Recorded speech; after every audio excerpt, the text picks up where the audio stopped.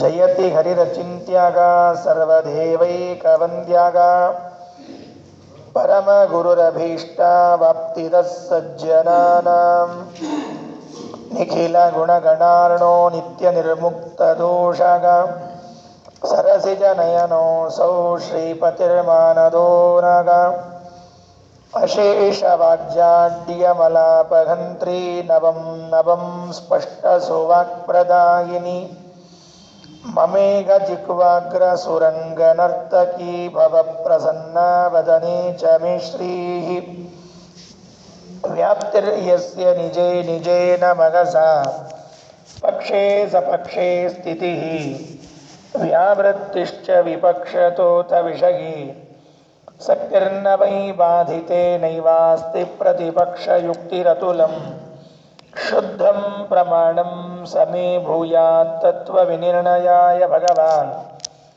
ಆನಂದತೀರ್ಥೋ ಮುನಿಃ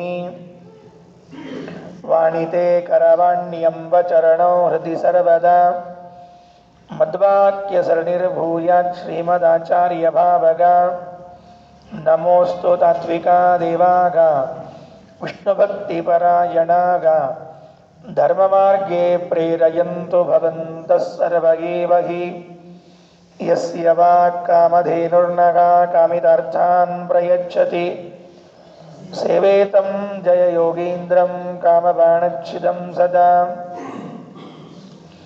ಅಸ್ಮದ್ಗುರುಸಮಾರಂಭಾಂ ಟೀಕಾಕೃತ್ಪಾದಮಧ್ಯಗಾಂ ಶ್ರೀಮದಾಚಾರ್ಯಪರ್ಯಂತಾಂ ವಂದೇ ಗುರುಪರಂಪರಾಂ ಪೃಥ್ವೀಮಂಡಲಮಧ್ಯಸ್ಥಾಃ ಪೂರ್ಣಬೋಧಮತಾನುಗಾಃ ವೈಷ್ಣವಾ ವಿಷ್ಣುಹೃದಯಾಃ ತಾನ್ ನಮಸ್ತೆ ಗುರೂನ್ ಮಮ ಆಪಾದಮೌಳಿಪರ್ಯಂತಂ ಗುರುಣಾಂ ಆಕೃತಿಂ ಸ್ಮರೇತ್ ತೇನ ವಿಘ್ನಾಃ ಪ್ರಣಶ್ಯಂತಿ ಸಿದ್ಧ್ಯಂತಿ ಚ ಮನೋರಥಾಃ ಓಷ್ಟಾಪಿಧಾನಾನಕುಲೀದಂತೈಃ ಪರಿವೃತಾಪವಿಃ ಸರ್ವಸ್ಯೈವಾಚ ಈಶಾನಾ ಚಾರುಮಾಮಿಹ ಬಾಧಯೇತ್ ಕಾಂತಾಯ ಕಲ್ಯಾಣಗುಣೈಕಧಾಮ್ನೇ ನಮದ್ಯುನಾಥ ಪ್ರತಿಮಪ್ರಭಾಯ ನಾರಾಯಣಾಯ ಅಖಿಲಕಾರಣಾಯ ಶ್ರೀಪ್ರಾಣನಾಥಾಯ ನಮಸ್ಕರೋಮಿ ನಹಿ ಹರಿಂ ಸತತಂ ನ ನಮತ್ಯಸೌ ನ ಚ ನ ಪಶ್ಯತಿ ನಾಪಿ ನ ಬಂಧತೆ ಅಪಿ ತಥೇತಿ ವಿಧಾಯ ವಿಶೇಷತಃ ಸನನು ಸಾಧು ಜನಾನ್ ಸಮಶಿಕ್ಷಯತ್. ಸ್ವಸ್ತಿಯಸ್ತು. ನಿಡಿಯೂರಿನ ಬಂಧುಗಳ ಮನೆಯಿಂದ ಹೊರಟು ವಾಸುದೇವ ಕೊಡವೂರು, ತಾಳೆಕೊಡೆ,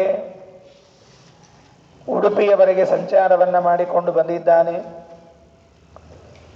ಅಲ್ಲಲ್ಲಿ ಇರುವ ದೇವಸ್ಥಾನಗಳಿಗೆ ಹೋಗಿ ಅಲ್ಲಿರುವ ಹರಿ ಸ್ಮರಣೆಯನ್ನ ನಮಸ್ಕಾರವನ್ನ ಮಾಡಿಕೊಂಡು ಬಂದ. ಕೊನೆಯಲ್ಲಿ ಉಡುಪಿಯಲ್ಲಿ ಅನಂತಾಸರನಿಗೆ ನಮಸ್ಕಾರ ಮಾಡಿದ ಅಂತ ನಿನ್ನೆ ಕೇಳಿದೆವು. ಆ ಅನಂತಾಸರನಿಗೆ ಮಾಡಿದ ಒಂದು ನಮಸ್ಕಾರ ಹೇಗಿತ್ತು ಅಂತ ಕೇಳಿದರೆ, ಸುಹಯಮೇಧ ಗಣಾತಿಶಯಾಲವ. ಒಂದು ನಮಸ್ಕಾರ 10,000-100 ಅಶ್ವಮೇಧ ಯಾಗಗಳಿಗಿಂತ ಮಿಗಿಲಾದದ್ದು. ನಮಸ್ಕಾರವನ್ನ ಮಾಡುವಾಗ ದೇಹ ಮಣಿಯುವುದಷ್ಟೇ ಅಲ್ಲ, ಮನಸ್ಸು ತಲ್ಲೀನವಾಗಬೇಕು. ಮಾತು ಕೂಡ ಭಗವಂತನನ್ನೇ ನೆನೆಯುತ್ತಿರಬೇಕು. ಶಬ್ದಗಳಲ್ಲಿ ಭಗವಂತನ ನಾಮಗಳ ಉಚ್ಚಾರಣೆ ಆಗ್ತಿರಬೇಕು. ಹಾಗಿದ್ದಾಗ ಮಾತ್ರ ಅದಕ್ಕೆ ನಮಸ್ಕಾರ ಅಂತ ಕರೀತಾರೆ. ಪ್ರಾಯ ನಮಸ್ಕಾರ ಅಂತನ್ನೋದಕ್ಕೆ ನಾವು ಬಾಯಿಯಿಂದ ಹೇಳುವ ಶಬ್ದವೋ ಅಥವಾ ಕೈಯನ್ನು ಮುಗಿಯುವುದೋ ನಮಸ್ಕಾರ ಅಂತ ತಿಳಿದಿದ್ದೇವೆ. ವಾದಿರಾಜ ಶ್ರೀಚರಣರು ನಮಃ ಅಂತ ಹೇಳಿ ನೀವು ನಮಸ್ಕಾರ ಅಂತಂದಾಗಲೇನೆ ತ್ರಿಕರಣದಿಂದ ಮಾಡುವ ಕ್ರಿಯೆ ಅಂತ ಹೇಳಿಕೊಡ್ತಾರೆ. ಪ್ರಾಯ ವಾದಿರಾಜ ಶ್ರೀಚರಣರಷ್ಟು ಆಳವಾಗಿ ಅನುಸಂಧಾನ ಮಾಡಿ ನಮಃಶಬ್ದವನ್ನು ಅರ್ಥೈಸಿದವರು ಇನ್ನೊಬ್ಬರಿಲ್ಲ. ಯಾಕೆ? ನಮಃ ಅಂತನ್ನುವ ಶಬ್ದ ಏನಿದೆ ಎಲ್ಲ ಇದು ಸಂಸ್ಕೃತದಲ್ಲಿ ಹೇಗೆ ಉತ್ಪನ್ನಗೊಂಡಿದೆ ಅಂತ ಅರ್ಥ ಮಾಡಿಕೊಂಡ್ರೆ ನಮುಃ ಪ್ರಕ್ವತ್ವೇ ಶಬ್ದೇಚ. ನಮಗೆ ಚಿಕ್ಕವರಿರುವಾಗ ಪಾಠಶಾಲೆಯಲ್ಲಿ ಹೇಳುವಾಗ ಈ ಧಾತುವನ್ನು ಹೇಳ್ತಿದ್ರು. ನಮು ಪ್ರಕ್ವತ್ವೇ ಶಬ್ದೇಚ, ಬಾಗುವುದು ಶಬ್ದ ಮಾಡುವುದು ಅಂತನ್ನುವುದಕ್ಕೆ ನಮಃ ನಮಸ್ಕಾರ ನಮಧಾತುವಿಗೆ ಅರ್ಥ. ಅದು ಬಾಗುವುದು ಅಂತ ಅರ್ಥ, ಜೊತೆಗೆ ಶಬ್ದ ಮಾಡುವುದು ಅಂತ ಅರ್ಥ, ಎರಡರ್ಥ ಇದೆ ಅಂತೆ ಅದಕ್ಕೆ. ಹಾಗಾದರೆ ನಮಃ ಅಂತಂದಾಗ ಏನರ್ಥ ಆಯಿತು? ದೇಹವನ್ನು ಬಾಗಿಸಿದ, ದೇಹ ಬಾಗಿಸ್ಬೇಕು. ಅದೇ ನಮಃ ಅಂತನ್ನುವ ಶಬ್ದದಲ್ಲಿ ಮನಸ್ಸು ಬಾಗಿರಬೇಕು, ಬೀಗಿರಬಾರದು. ಬೀಗಿದ ಮನಸ್ಸಿನಿಂದ ನಮಸ್ಕಾರ ಮಾಡಿದರೆ ಬಾಗಿದ್ದು ಅನಿಸ್ಕೊಳ್ಳೋದಿಲ್ಲ, ನಮಸ್ಕಾರವೇ ಅಲ್ಲ ಅದು. ಬಾಗಿದ ಮನಸ್ಸಿನಿಂದ ಬಾಗಿದ ದೇಹದಿಂದ ಮಾಡುವ ನಮಸ್ಕಾರ ನಮಸ್ಕಾರ ಅಂತಾಯಿತು, ಅದು ಬಾಗುವುದಕ್ಕರ್ಥ. ಶಬ್ದೋಚ್ಚಾರಣೆ ಅಂತಂದರೆ ಭಗವಂತನ ನಾಮೋಚ್ಚಾರಣೆಯನ್ನು ಗುಣೋಚ್ಚಾರಣೆಯನ್ನು ಮಾಡ್ತಿದ್ರೆ ಶಬ್ದೋಚ್ಚಾರಣ. ಹಾಗಾದರೆ ನಮಃ ಎನ್ನುವ ಕ್ರಿಯಾಪದ ಆ ಶಬ್ದವೇ ಏನು ತಿಳಿಸ್ತದೆ ಅಂದರೆ ತ್ರಿಕರಣದಿಂದ ಮಾಡುವುದನ್ನು ನಮಸ್ಕಾರ ಅಂತ ತಿಳಿಸ್ತಾ ಇದೆ. ನಾವು ಮೇಲ್ನೋಟದ ನಮಸ್ಕಾರವನ್ನು ಇಲ್ಲಿಯವರೆಗೆ ಅರ್ಥ ಮಾಡಿಕೊಂಡಿದ್ದೆವು. ಆದರೆ ವಾದಿರಾಜ ಶ್ರೀಚರಣರು ನಮಃ ಅಂತನ್ನುವ ಶಬ್ದಕ್ಕೆ ಮೂರೂ ಇಂದ್ರಿಯಗಳಿಂದ ಮಾಡುವಂಥದ್ದು, ಅಂದರೆ ದೇಹದಿಂದಲೂ ಮಾತಿನಿಂದಲೂ ಮನಸ್ಸಿನಿಂದಲೂ ಮಾಡುವಂಥದ್ದು ಅನ್ನೋದನ್ನು ತಿಳಿಸಿಕೊಡ್ತಾ ಇದ್ದಾರೆ. ಒಂದು ಅದ್ಭುತವಾದ ನಮಸ್ಕಾರ ಆಯಿತು ವಾಸುದೇವನಿಂದ. ಅಲ್ಲಿ ಇದ್ದ ಜನ ಎಲ್ಲ ನೋಡಿದರು. ಸಮನಮತ್ ಸುಸವಿಸ್ಮಯ ವೀಕ್ಷಿತ. ಸಮನಮತ್ ಅಂತ ಹೇಳ್ತಾರೆ, ಚಂದ ನಮಸ್ಕಾರ ಮಾಡಿದ್ರಂತ. ನಮಸ್ಕಾರದಲ್ಲಿ ಚಂದ ಏನು ಅಂತ ಅರ್ಥ ಆಗೋದಿಲ್ಲ ನಮಗೆಲ್ಲ. ಊಟ ಚಂದ ಮಾಡ್ತಾರೆ, ಹರಟಿ ಚಂದ ಹೊಡಿತಾರೆ, ನಿದ್ದೆ ಚಂದ ಮಾಡ್ತಾರೆ, ಇಲ್ಲೆಲ್ಲ ಚಂದಕ್ಕೆ ಅರ್ಥ ಗೊತ್ತಾಗ್ತದೆ. ಚಂದ ಊಟ ಮಾಡ್ತಾರೆ ಅಂತಂದ್ರೆ ಹಸಿವೆ ನೀಗೋಷ್ಟು ಊಟ ಮಾಡ್ತಾರೆ ಅಂತ ಅರ್ಥ. ಚಂದ ಹರಟಿ ಹೊಡಿತಾರೆ ಅಂತಂದ್ರೆ ತಲೆ ಕೆಟ್ಟು ಹೋಗೋಷ್ಟು ಹರಟಿ ಹೊಡಿತಾರೆ ಅಂತ ಅರ್ಥ. ಚಂದ ಮಲಗುತ್ತಾರೆ ಅಂತಂದ್ರೆ ಅಕ್ಕಪಕ್ಕದವರೆಲ್ಲ ಎದ್ದು ಕೂತ್ಕೋಬೇಕು ಅಷ್ಟು ಮಲಗುತ್ತಾರೆ ಅಂತ ಅರ್ಥ. ಹಾಗಿದ್ರೆ ಈ ಚಂದ ನಮಸ್ಕಾರ ಮಾಡೋದು ಅಂದ್ರೆ ಅರ್ಥ ಏನು? ಸಮನಮಯ ಚೆನ್ನಾಗಿ ನಮಸ್ಕಾರ ಮಾಡಿದರು ಅಂತಂದ್ರೆ ಭಕ್ತಿ ಶ್ರದ್ಧೆಗಳಿಂದ ನಮಸ್ಕಾರ ಮಾಡಿದರು. ಅಥವಾ ಇವರು ಮಾಡಿದ ನಮಸ್ಕಾರವನ್ನು ನೋಡಿ ಕೆಲವರು ಅನ್ಕೊಂಡಿರ್ಬೇಕು ಏನಂತ, ಪ್ರಾಯ ಮೊದಲೇ ಸರ್ತಿ ಮಾಡ್ತಿರ್ಬೇಕು ಇವ್ರು ನಮಸ್ಕಾರ, ಅದಕ್ಕೆ ಇಷ್ಟು ಚೆನ್ನಾಗಿ ಮಾಡ್ತಿರ್ತಾರೆ. ಈ ದೇವ್ರ ಪೂಜೆ ಮಾಡೋ ಹೊಸ್ತರಾಗಿ 3 ತಾಸು ಮಾಡ್ತಿರ್ತಾರೆ. ಮೊದಲು ಮಾಡ್ತಿರ್ತಾರಲ್ಲ, ಯಾವಾಗೋ ಒಂದು ಸರ್ತಿ ಮಾಡ್ತಿದ್ರು ಅಂದರೆ ಭಾಳ ಹೊತ್ತು ಮಾಡ್ತಿರ್ತಾರೆ, ಅಥವಾ ಭಾರಿ ಮಾಡ್ತಿರ್ತಾರೆ. ಈ ಗೋಪಿ ಚಂದನ ಹಚ್ಕೊಂಡ್ ಬಂದಾಗ ಅಂತಿರ್ತಾರೆ ನೋಡು, ದಿವಸ ಹಚ್ಕೋಬಾರ್ದ ಎಷ್ಟು ಚಂದ ಕಾಣಿಸ್ತಿ ಅಂತ ತಿಳ್ಕೊಂಡು ಹೇಳಿ. ಅರ್ಥ ಏನಾಯ್ತು ಅದಕ್ಕೆ? ದಿವಸ ಹಚ್ಕೊಳ್ಬಾರ್ದ, ಚಂದ ಕಾಣಿಸ್ತಿ, ದಿವಸ ಧೋತ್ರ ಉಟ್ಕೊಳ್ಬಾರ್ದ, ಎಷ್ಟು ಚಂದ ಕಾಣಿಸ್ತಿ ಅಂತಂದ್ರೆ ಯಾವಾಗೋ ಮುಟ್ಕೊಳ್ತಾನೆ, ಯಾವಾಗೋ ಹಚ್ಕೊಳ್ತಾನೆ ಅಂತ ಅರ್ಥ. ಹಾಗಾದ್ರೆ ಸಮನಮತ್ ಚೆನ್ನಾಗಿ ನಮಸ್ಕಾರ ಮಾಡಿದರು ಅಂದರೆ ಯಾವಾಗೋ ಮಾಡಿರ್ಬೇಕು ಕಾಣಿಸ್ತದೆ, ಅದಕ್ಕೆ ಈ ಶ್ರದ್ಧೆಯಿಂದ ಮಾಡ್ತಾರೆ. ವಾರಗಟ್ಟಲೆ ಹಸದು ಬಿಟ್ಟಿದ್ದ, ಒಂದು ಸರ್ತಿ ಊಟ ಕಟದು ಬಿಟ್ಟ ಅಂತಂದರೆ ಯಾವಾಗೋ ಊಟ ಮಾಡ್ತಾರೆ ಕಾಣಿಸ್ತದೆ, ಅದಕ್ಕೆ ಇಷ್ಟು ಚಂದ ಮಾಡ್ಯಾನ ಅನ್ನೋ ಅರ್ಥ ಬರ್ತದಂತೆ. ಅದಕ್ಕೆ ವಿಶ್ವಪತಿ ತೀರ್ಥರು ವ್ಯಾಖ್ಯಾನ ಮಾಡ್ತಾರೆ. ಈ ಮುಂದಿನ ಶ್ಲೋಕಕ್ಕೆ 7ನೇ ಶ್ಲೋಕಕ್ಕೆ ಹೋಗುವಾಗ ಅವತರಣಿಕೆಯನ್ನು ಕೊಡುವಾಗ ವಿಶ್ವಪತಿ ತೀರ್ಥರಂತಾರೆ, ಸಮನಮತ್ ಅಂತ ಹೇಳಿದ್ದರಿಂದಾಗಿ ಕಾದಾಚಿಕ್ಕ ಪ್ರತೀತಿ ಬಂದೀತು. ಎಲ್ಲಾದರೂ ಎಂದೋ ಒಂದು ಬಾರಿ ನಮಸ್ಕಾರ ಮಾಡಿದ, ಒಂದು ಸರ್ತಿ ಊಟ ಮಾಡಿದ, ಒಂದು ಸರ್ತಿ ನಿದ್ದೆ ಮಾಡಿದ ಅನ್ನೋದಕ್ಕೆ ಚೆನ್ನಾಗಿ ಮಾಡಿದ್ರು ಅಂತ ಅರ್ಥ ಮಾಡುವಂತೆ, ಯಾವಾಗೋ ಒಂದು ಸರ್ತಿ ವಾಯುದೇವ ವಾಸುದೇವ ನಮಸ್ಕಾರ ಮಾಡಿದ್ದಾನೆ ಅಂತ ತಿಳಿಬೇಡ್ರಿ. ಮತ್ತೆ ನಹಿ ಹರಿಂ ಸತತಂ ನನಮದ್ಯಸೌ ನಚನ ಪಶ್ಯತಿ ನಾಪಿ ನ ವಂದತೆ ಅಪಿ ತಥೇತಿ ವಿಧಾಯ ವಿಶೇಷತಃ ಸನನು ಸಾಧು ಜನಾನ್ ಸಮಶಿಕ್ಷಯತ್. ಈ ಶ್ಲೋಕವನ್ನು ನಾನು ಹೀಗೆ ಅರ್ಥ ಮಾಡಿಕೊಂಡಿದ್ದೇನೆ, ನಾನು ಹೀಗೆ ಅರ್ಥ ಮಾಡಿಕೊಂಡಿದ್ದೇನೆ ಅಂತನ್ನೋದನ್ನು ನಿಮ್ಮ ಜೊತೆಗೆ ಹಂಚಿಕೊಳ್ಬೇಕು ಅಂತ ಇಷ್ಟಪಡ್ತೀನಿ. ಟಿಪ್ಪಣಿಕಾರರು, ಟೀಕಾಕಾರರು, ವ್ಯಾಖ್ಯಾನಕಾರರು ಹೇಳಿರುವ ಅರ್ಥವನ್ನು ಹೇಳುವುದರ ಜೊತೆಗೆ ಅವರೆಲ್ಲರೂ ಹೇಳಿದ ಮೇಲೆ ಅರ್ಥ ನನಗಾದದ್ದು ಹೀಗೆ. ನಾನು ಅರ್ಥ ಮಾಡಿಕೊಂಡದ್ದನ್ನು ನಿಮ್ಮವರೆಗೆ ಮುಟ್ಟಿಸ್ಬೇಕು ಅಂತ ಒಂದು ಪ್ರಯತ್ನ ಮಾಡ್ತೀನಿ.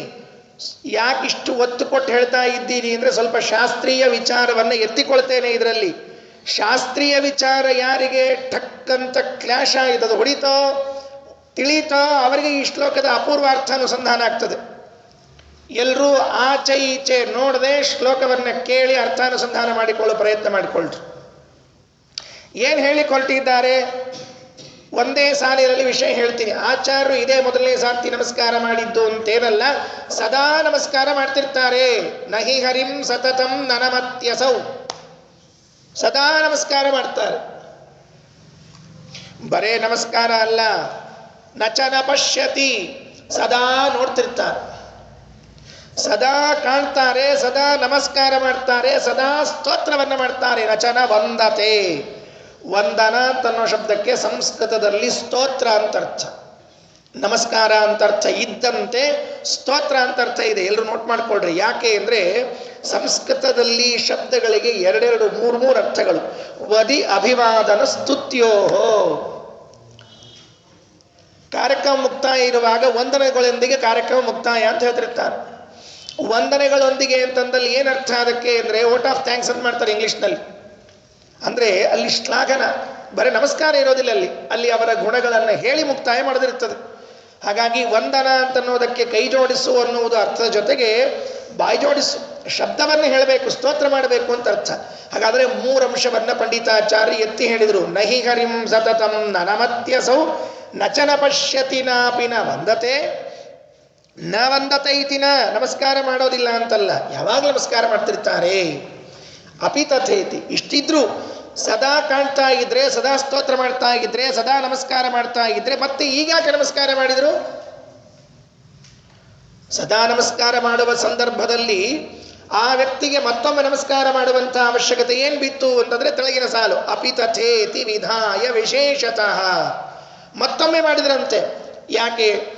ಸನನು ಸಾಧು ಜನಾನ್ ಸಮಶಿಕ್ಷಯತ್, ಸಜ್ಜನರಿಗೆ ಶಿಕ್ಷಣ ಕೊಡುವುದಕ್ಕೆ ತಾನೇ ಬಂದದ್ದು ವಾಸುದೇವ. ವಾಯುದೇವ ಸಜ್ಜನರಿಗೆ ದಾರಿಯನ್ನ, ಮಾರ್ಗವನ್ನು ತೋರಿಸ್ಲಿಕ್ಕೆ ಬಂದದ್ದು. ನಮಗೆ ನೀವೇ ದಾರಿ ತೋರಿಸ್ಬೇಕು ಅಂತ ಕೆಲವರಲ್ಲಿ ಕೇಳ್ಕೊಳ್ತಿರ್ತೇವೆ ನಾವು. ಹಾಗಾದರೆ ವಾಯುದೇವರು ಜಗತ್ತಿನಲ್ಲಿ ಅವತಾರ ಮಾಡಿದ್ದು ಸಜ್ಜನರಾದ ನಮಗೆ ಅಥವಾ ಸಜ್ಜನರಿಗೆ ದಾರಿ ತೋರಿಸುವ ಕೆಲಸವನ್ನು ಮಾಡಿದ್ರಂತೆ. ಒಬ್ಬನಿಗೆ ಕವಿ ಚಾಷ್ಟಿ ಮಾಡ್ತಾನೆ, ಅರ್ಜುನ ಗೊಂದಲದಲ್ಲಿ ಬಿದ್ದಿದ್ದಂತೆ, ಯುದ್ಧ ಮಾಡಬೇಕೋ ಬೇಡವೋ, ಯುದ್ಧ ಮಾಡಬೇಕೋ ಬೇಡವೋ, ಬೇಡವೋ ಅಂತ ಕೆಲವೊಮ್ಮೆ, ಮಾಡ್ತೀನಿ ಅಂತೊಮ್ಮೆ. ಆಗ ಕೃಷ್ಣ ಉಪದೇಶ ಮಾಡಿದ್ನಲ್ಲ ಗೀತೆಯನ್ನ, ಏನಾಯ್ತು ಅವನಿಗೆ? ಕರ್ಮಣ್ಯೇವಾಧಿಕಾರಸ್ತೆ ಎಂದು ತೋರಿಸಿದ ರಸ್ತೆ ಅಂತ ಹೇಳಿದ ಒಬ್ಬ ಕವಿ. ಚೆನ್ನಾಗಿದೆ, ಅರ್ಥ ಮಾಡಿಕೊಳ್ಳ್ರಿ. ನೋಡ್ಲಿಕ್ಕೆ ಒಂದು ನಮೂನಿ ಅನಿಸ್ತದೆ, ಆದರೆ ತುಂಬ ಚೆನ್ನಾಗಿದೆ ಅದು. ಕರ್ಮಣ್ಯೇವಾಧಿಕಾರಸ್ತೆ ಎಂದು ಕೃಷ್ಣ ತೋರಿಸಿದ ರಸ್ತೆ. ಕರ್ಮಣ್ಯೇವಾಧಿಕಾರ, ನೀನು ಕರ್ಮ ಮಾಡಲೇಬೇಕು, ನೀ ಯುದ್ಧ ಮಾಡಲೇಬೇಕು ಅಂತ ತೋರಿದ ಅಧಿಕಾರ, ತೇ ಅಧಿಕಾರಸ್ತೆ ರಸ್ತೆ, ಅಷ್ಟೇ ದಾರಿ ತೋರಿಸ್ದ. ಹಾಗಾದರೆ ನಮಗೆ ದಾರಿಯನ್ನ ತೋರಿಸ್ಲಿಕ್ಕೆ ಬಂದ ಆಚಾರ್ಯರು ವಾಯುದೇವರು ತಾವು ನಿತ್ಯ ನಮಸ್ಕಾರ ಮಾಡ್ತಿದ್ರು, ನಿತ್ಯ ಸ್ತೋತ್ರ ಮಾಡ್ತಿದ್ರು, ನಿತ್ಯ ಕಾಣ್ತಿದ್ರು. ಇಲ್ಲಿ ಮಾಡಿದ್ದು ನಮಗೆ ಶಿಕ್ಷಣಕ್ಕಾಗಿ, ನಮಗೆ ಟೀಚ್ ಮಾಡಬೇಕಲ್ಲ, ನಮಗೆ ಹೇಳಬೇಕಲ್ಲ, ನೋಡಪ್ಪ ಹೀಗೆ ನಮಸ್ಕಾರ ಮಾಡಬೇಕು ದೇವರಿಗೆ ಅಂತ ಹೇಳಬೇಕಲ್ಲ. ಹಾಗೆ ಯಾರು ಕಲಿಸ್ಬೇಕು ನಮಗೆಲ್ಲ ನಮಸ್ಕಾರವನ್ನು? ದೊಡ್ಡವರು ಕಲಿಸ್ಬೇಕು. ಮನೆಯಲ್ಲಿ ದೊಡ್ಡವರು ಕಲಿಸದೇ ಹೋದರೆ ಚಿಕ್ಕವರಿಗೆ ಬರೋದಿಲ್ಲ, ದೊಡ್ಡವರು ಮಾಡದೇ ಹೋದರೆ ಚಿಕ್ಕವರು ಮಾಡೋದಿಲ್ಲ. ಅಂದಮೇಲೆ ನಾವು ಮಾಡಬೇಕು. ಅದಕ್ಕೆ ವಾಯುದೇವರು ಮಾಡಿ ಅವರಿಗೆ ಶಿಕ್ಷಣವನ್ನು ನೀಡಿದರು ಅನ್ನೋದು ಶ್ಲೋಕದ ಸಾರಾಂಶ. ಇದರಲ್ಲಿ ಪಂಡಿತಾಚಾರ್ಯರು ಒಂದು ತಂತ್ರವನ್ನು, ಒಂದು ಮೆಥಡನ್ನು ಉಪಯೋಗಿಸ್ಕೊಳ್ತಾರೆ. ಪ್ರಾಯ ತುಂಬ ಅಪೂರ್ವವಾದ ಮೆಥಡ್ ಇದು. ಏನು ಹೇಳಬೇಕಾಗಿದೆ ಅವರಿಗೆ? ಸದಾ ದೇವರಿಗೆ ನಮಸ್ಕಾರ ಮಾಡ್ತಾರೆ, ಇಷ್ಟು ಹೇಳಬೇಕಾಗಿದೆ. ಈ ಶ್ಲೋಕವನ್ನು ಇಡೀದನ್ನು ನೆಗೆಟಿವ್ ಅಲ್ಲಿ ಬರೆದಿದ್ದಾರೆ, ನಿಷೇಧಾತ್ಮಕವಾಗಿ ಬರೆದಿದ್ದಾರೆ. ಸ್ವಲ್ಪ ಗಮನಿಸಿ ನೋಡ್ರಿ. ನಹಿ ಹರಿಂ ಸತತಂ ನನಮತ್ಯಸೌ ನ ನಮತಿ ಇತಿ ನ, ಎರಡನ ನಚನ ಪಶ್ಯತಿ, ನ ಪಶ್ಯತಿ ಇತಿ ನ, ನೋಡುವುದಿಲ್ಲ ಅಂತಿಲ್ಲ. ನಾಪಿ ನವಂದತೆ, ನವಂದತೆ ಇತ್ಯಪಿ ನ, ಅಂದರೆ ಎರಡೆರಡು ನಿಷೇಧಗಳನ್ನು ಬಳಸಿ ಒಂದು ಶ್ಲೋಕ ರಚನಾ ಕ್ರಮ ಇದು. ಏನು ಮಾಡಬೇಕಾಗಿದೆ ಹೀಗೆ ಬರೆದವರಿಗೆ? ಏನು ಲಾಭ ಏನು? ಅರ್ಥ ಆಗಲಿಲ್ಲ ಅಂದರೆ ಇನ್ನೊಂದು ಸತ್ಯ ಹೇಳ್ತೀನಿ, ಕೇಳಿಸ್ಕೊಳ್ರಿ. ಎರಡು ಬಾರಿ ಅಂದರೆ ಒಂದು ನಿಷೇಧ ಅಲ್ಲ, ಎರಡು ನಿಷೇಧ ಹೇಳ್ತಾರೆ. ನಮಸ್ಕಾರ ಮಾಡೋದಿಲ್ಲ ಅಂತಿಲ್ಲ, ಓದೋದಿಲ್ಲ ಅಂತಿಲ್ಲ, ಬರೆಯೋದಿಲ್ಲ ಅಂತಿಲ್ಲ, ಅಂದರೆ ಬರಿತಾನೆ, ಓದ್ತಾನೆ ಅಂತ ಅರ್ಥ. ನಹಿ ಹರಿಂ ಸತತಂ ನನಮತ್ಯಸೌ, ಹರಿಂ ನ ನಮತಿ ಇತಿ ನ, ದೇವರನ್ನು ನಮಸ್ಕಾರ ಮಾಡುವುದಿಲ್ಲ ಅಂತಿಲ್ಲ, ಅಂದರೆ ನಮಸ್ಕಾರ ಮಾಡುತ್ತಾನೆ ಅಂತ ಅರ್ಥ. ಅರೆ ನಿಮಗೆ ಮಾಡುತ್ತಾನೆ ಅಂತ ಹೇಳೋದಿದ್ರೆ ನೆಗೆಟಿವ್ ನಿಷೇಧಾತ್ಮಕವಾಗಿ ಯಾಕೆ ಹೇಳಿದ್ರಿ? ವಿದ್ಯಾತ್ಮಕವಾಗಿ ಹೇಳಿ ಬರ್ತಿರ್ಲಿಲ್ವಾ? ನಮಸ್ಕಾರ ಮಾಡಿದ್ದಾನೆ ಅಂತ ಒಂದು ಶ್ಲೋಕ ರಚನೆ ಮಾಡಿದ್ರೆ ಮುಗಿದೋಗ್ತಿತ್ತು. ಸ್ತೋತ್ರ ಮಾಡುವುದಿಲ್ಲ ಅಂತಿಲ್ಲ, ಕಾಣುವುದಿಲ್ಲ ಅಂತಿಲ್ಲ, ಯಾಕೆ ನೀವು ಅಂತಿಲ್ಲ ಅಂತ ಯಾಕೆ ಇಲ್ಲ ಅಂತ ಹೇಳ್ತೀರಿ? ಅದಕ್ಕೆ ಈ ಆಂಗ್ಲ ಭಾಷೆಯಲ್ಲಿ ಒಂದು ಹೇಳ್ತಿರ್ತಾರಲ್ಲ, ಟೂ ನೆಗೆಟಿವ್ಸ್ ಮೇಕ್ ಪಾಸಿಟಿವ್ಸ್. ಏನು ಪಾಸಿಟಿವ್? ಎರಡು ನಿಷೇಧ ಒಂದು ವಿಧಿಯನ್ನ ಮಾಡ್ತದೆ ಅಲ್ಲ, ಅಂದಂಗೆ ನಿಮ್ಮನ್ನ ಕೇಳಿ ನೋಡಿ ಬರ್ತದೆ.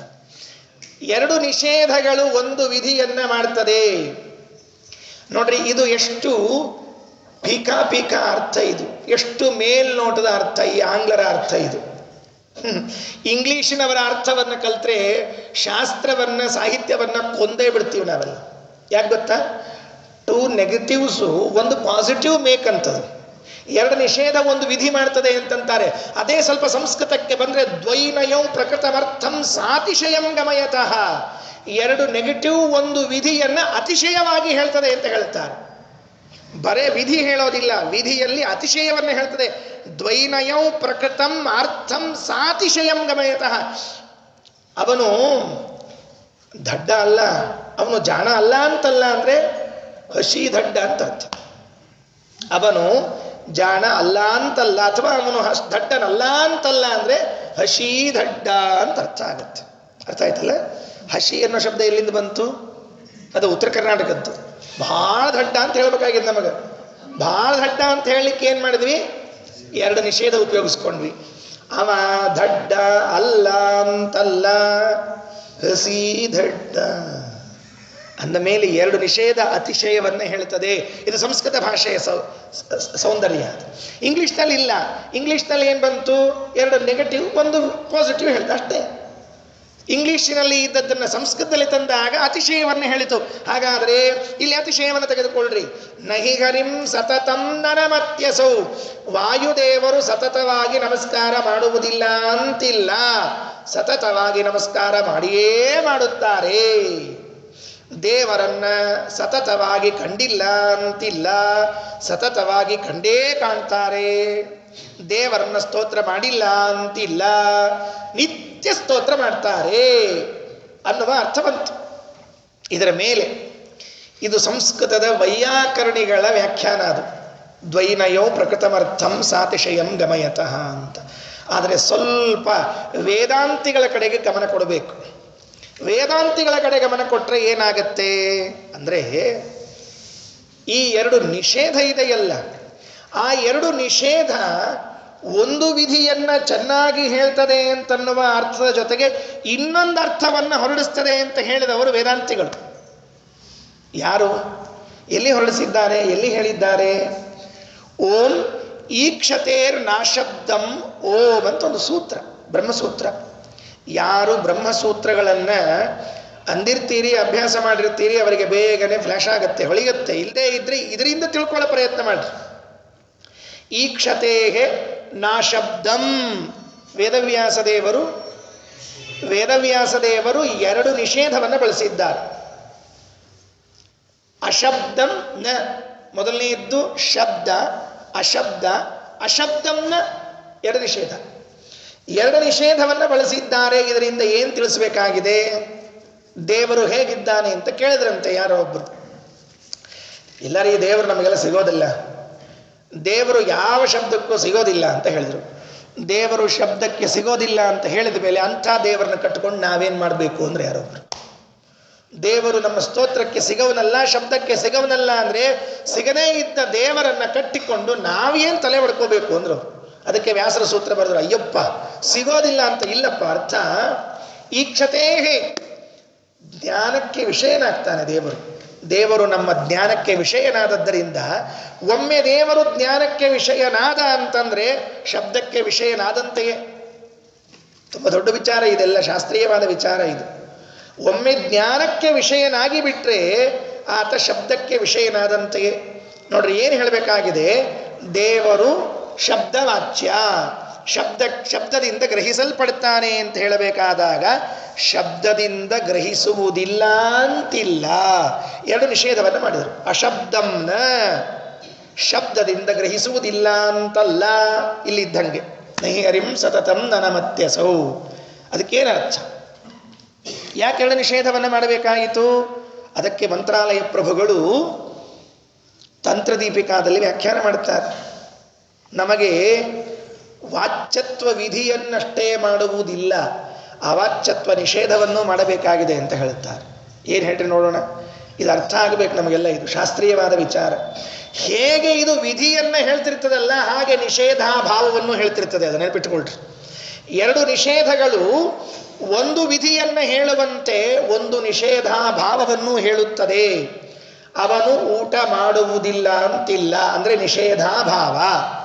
ನಿಷೇಧಾಭಾವದ ಜೊತೆಗೆ ಈ ಎರಡು ನಿಷೇಧಾಭಾವಗಳು ಒಂದು ವಿಧಿಯನ್ನು ಹೇಳ್ತದೆ, ಊಟ ಮಾಡಿಯೇ ಮಾಡುತ್ತಾನೆ ಅಂತ ತಿಳಿದುಕೊಂಡು. ಹಾಗಾದರೆ ವಾಚ್ಯಾರ್ಥ ಒಂದು, ಧ್ವನ್ಯಾರ್ಥ ಒಂದು ಅಂತ ಎರಡಾಯಿತು.